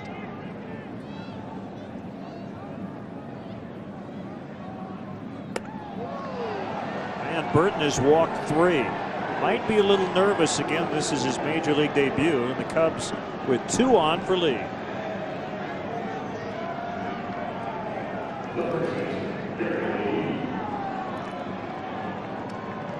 Well, if he was nervous pitching to Jock Jones with a runner at first base, I have to believe he's going to be nervous pitching to Derek Lee with 2 runners on. David Ross out there probably to stall for a little bit of time. Victor Santos was warming in the Reds bullpen. That's going to be all. So the manager heading back out. And the Reds will go with their 5th pitcher of the night. Once again, the Ford call to the pen. Cubs threatening again, leading 4-1.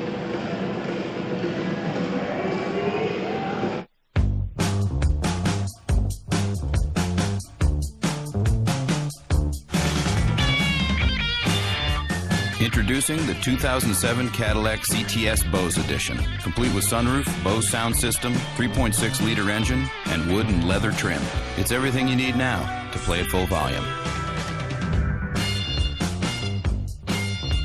Visit your Chicagoland area Cadillac dealer for this attractive offer.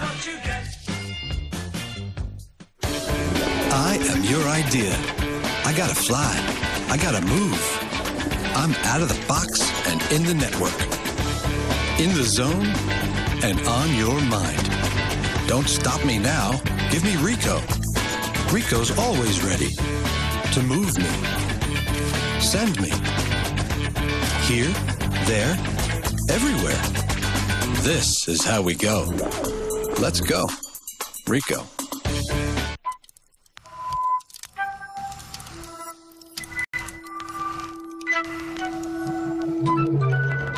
So intelligent, it knows when to turn rear-wheel drive performance into all-wheel drive control.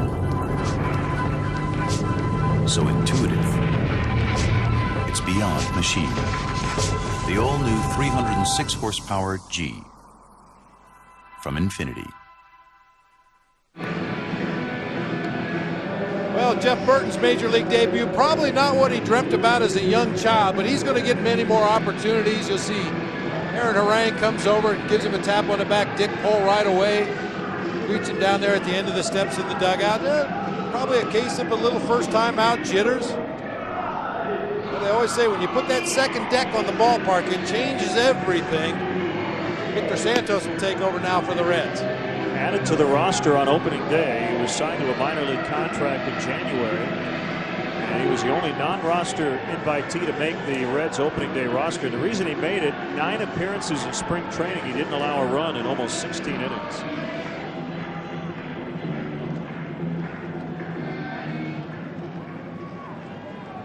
Derek's been on twice, a walk and a single. He has struck out 2 times. And he bats with runners at first and second and 1 out. We're in the 9th, 4-1 Cubs. Cubs familiar with Santos, former member of the Brewers and last year the Pirates.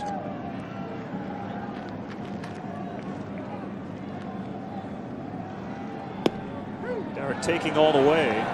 2 strikes. I think Derek got distracted a little bit by Alfonso Soriano out there at second base. Most hitters will tell you if you're going to steal third, go ahead and steal it, but don't decoy.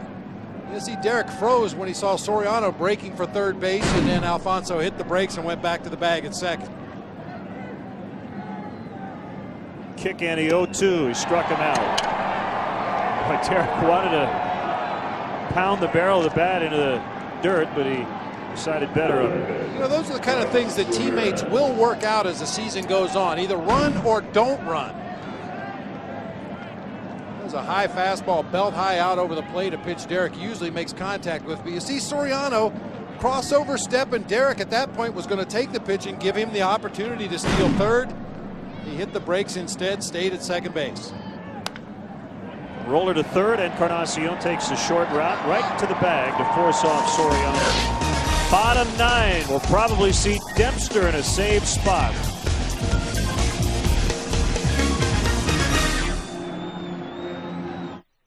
The 2007 Chevy Impala has something Toyota and Honda don't. The GM 100,000-mile warranty. And OnStar, with help at the push of a button. And diagnostic checks emailed to you every month. Impala has you covered for the road ahead.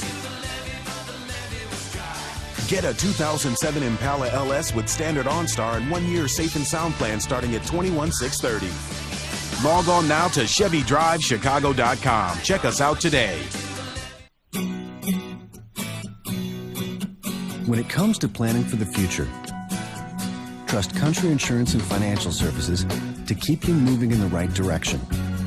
With down-to-earth, straightforward advice, Country Insurance and Financial Services is always there to keep you on the right path.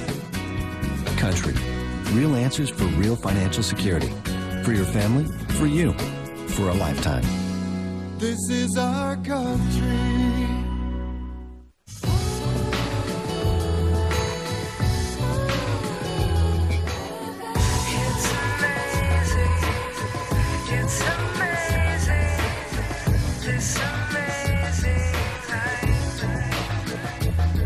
Is it possible to engineer desire?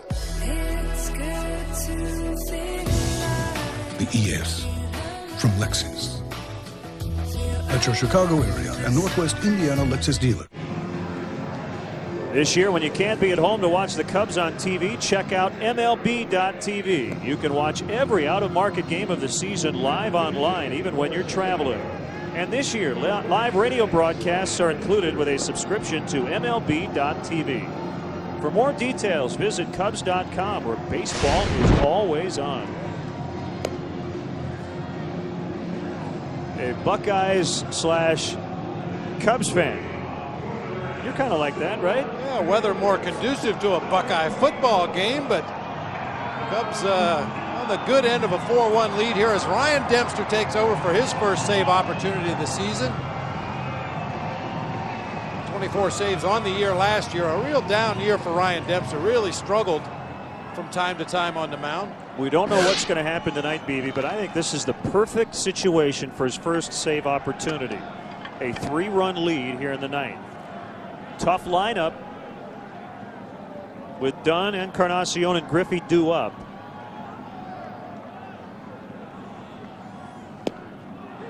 And he goes right after him, 1-1. He had a good spring.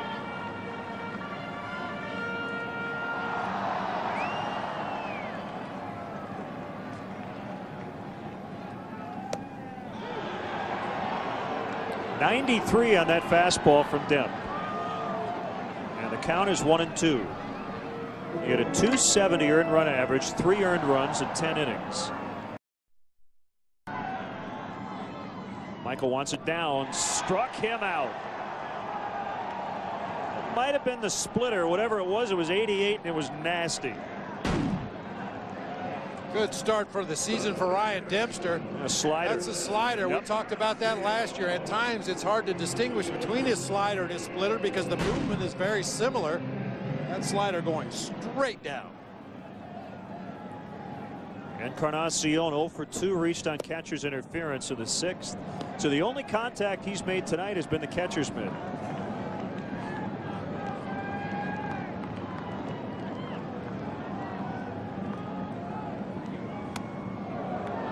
Up and in, 2-0, and Barrett's going to head out for a brief chat.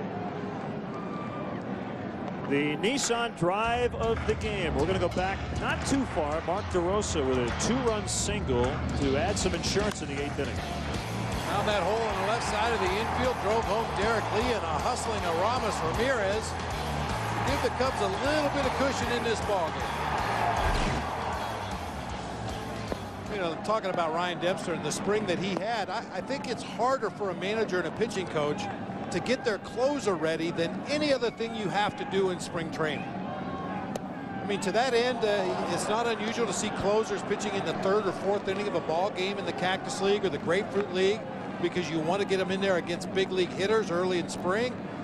You have to find places to drop them in, sometimes pitch them in B games. Only the 2nd walk allowed by the Cubs tonight.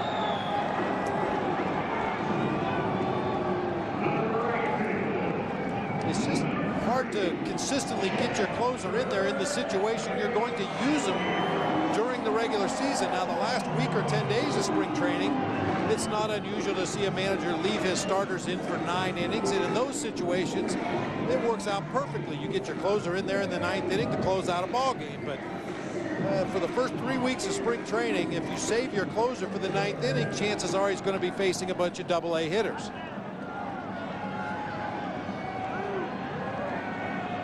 So more snow flurries. We saw a little bit of it earlier in the night. That one got away from them. Lost a lot of weight in the offseason. And Lou's going to come out, and there's no action in the Cubs bullpen.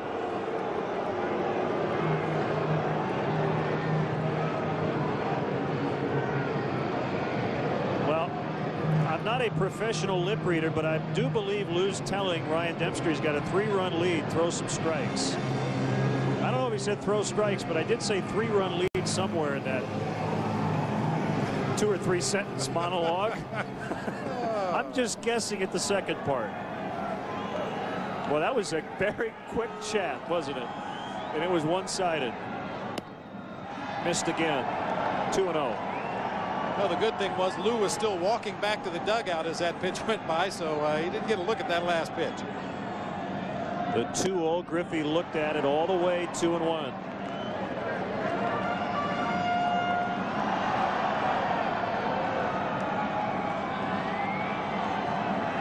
That was not a kind of a pat on the back type trip. High pop. Terrio with a long run. He makes a catch, almost collided with Cesar's Torres. Fortunately, they avoided it at the last second. 2 down.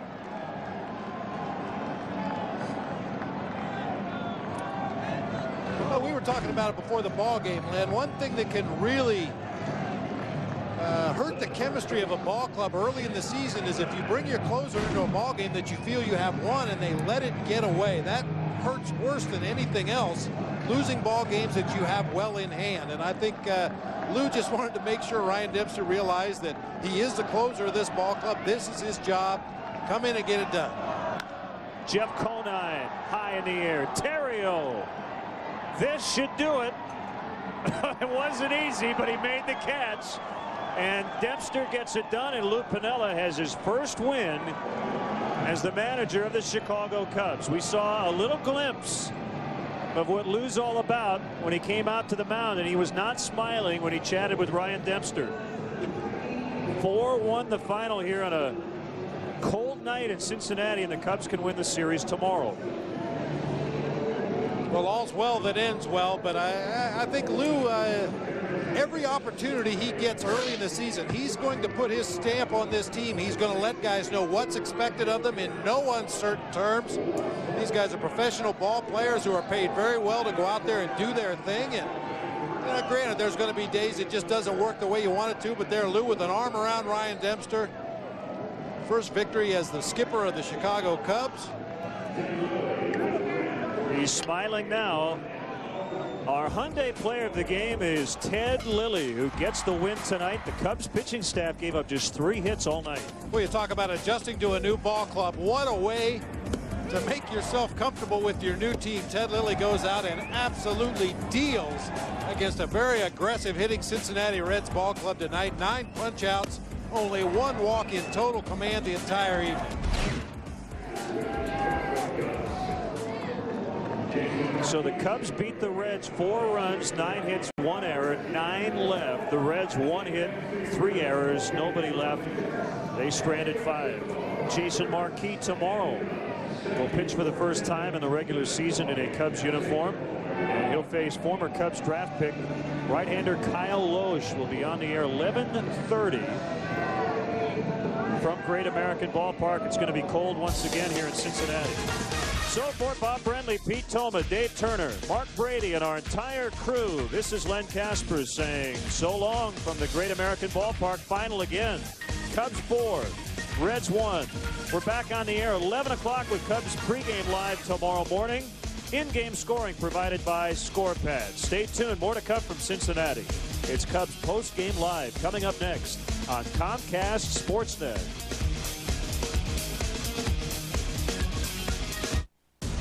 Tomorrow, the world's fastest growing sport is live on Spike TV for a full night of fights. It all starts with a UFC Fight Night Live, featuring some of Ultimate Fighting's best young stars. Then, the all-new season of the show critics say is one of TV's best, The Ultimate Fighter 5, with the future stars of a brand new weight class that will change the sport forever. UFC Fight Night Live, followed by the premiere of The Ultimate Fighter 5. The action starts tomorrow at 8 on Spike.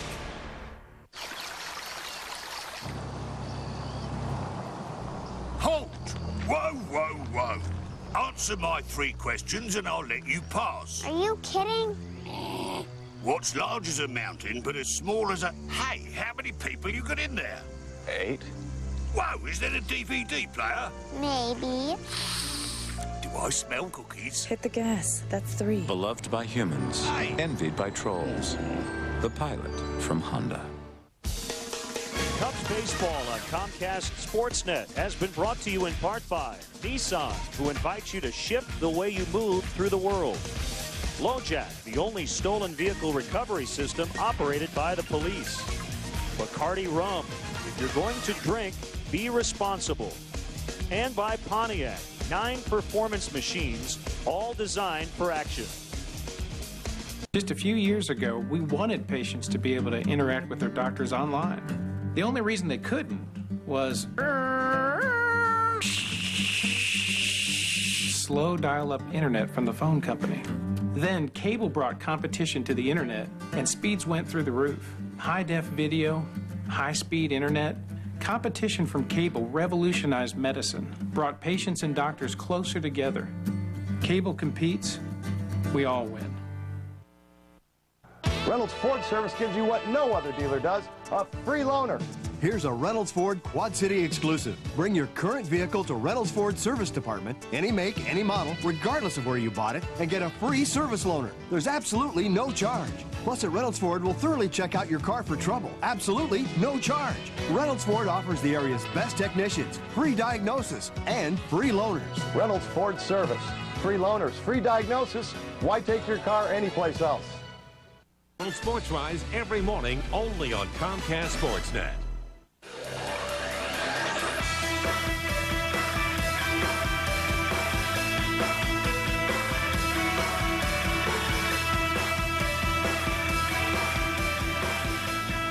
It is snowing at Great American Ballpark in Cincinnati. April snow showers bring May flowers, though, and the Cubs are on the win column 4-1. They beat the Reds tonight in Game 2 of the series to even things up. Hello and welcome to Cubs Postgame Live. I'm Gail Fisher, next to Dan Plesac. And it is truly snowing here, but nothing cold about the Cubs in this game tonight because Ted Lilly was dealing and the Cubs offense came around. Ted Lilly brought his A game and all the things that you'd heard about in the offseason. Had great command of his fastball on the inner half of the plate, mixed in his changeup and his off-speed curveball. He was in complete control, and he had to be because Bronson Arroyo pitched awfully well also. And the Cubs looked sharp on the offensive end. They got a lot of contact early on off of Bronson Arroyo, who actually was looking pretty good early on, but the Cubs were able to make contact. I think one of the things this team has made a concerted effort since Lou Piniella has come over to be more patient, to take more pitches. If you start getting pitch counts up, they were able to get Arroyo's pitch count near the 100 mark going into the 7th inning, and they're a very good approach to this Cub offense. And I tell you what, if they continue this has the makings of being one of the strongest offensive teams in the National League. Well, let's take a look at some of the numbers as we look at the Felco pitching matchup for tonight. Ted Lilly and Bronson Arroyo, and really when you look at Lilly's numbers, outstanding, but both pitchers went 7 innings, Lilly giving up just 3 hits and 1 earned run. Both pitchers, though, Dan, struck out 9 batters in this game, 18 strikeouts for the starters in combination. Lilly, though, you said his fastball was really working.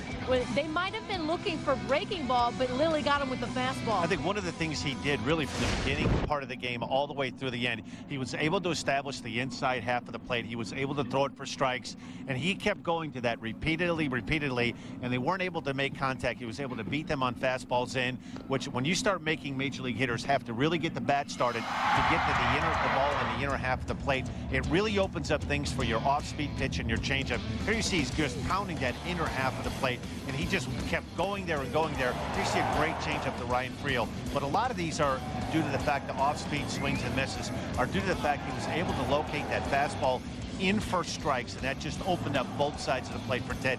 He threw very, very well. So Ted Lilly picks up his first win of the season, first win as a Chicago Cub as he made his debut tonight, also his debut in the National League. So things looking good so far for Ted Lilly.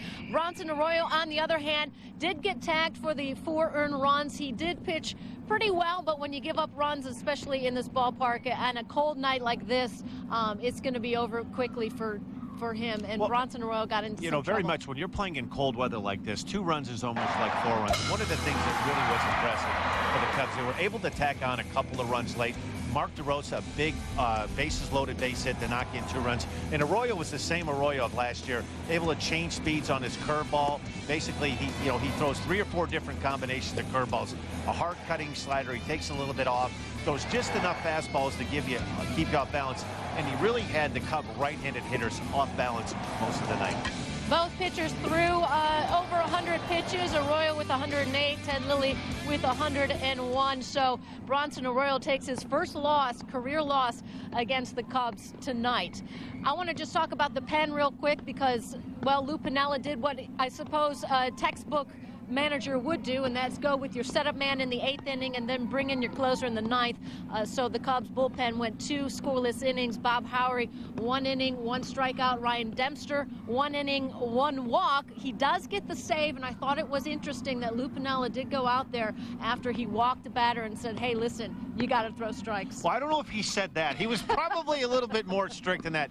But I think one of the things that Lou wants to set is to set a tempo with this team that we're going to be aggressive, and we're going to throw strikes.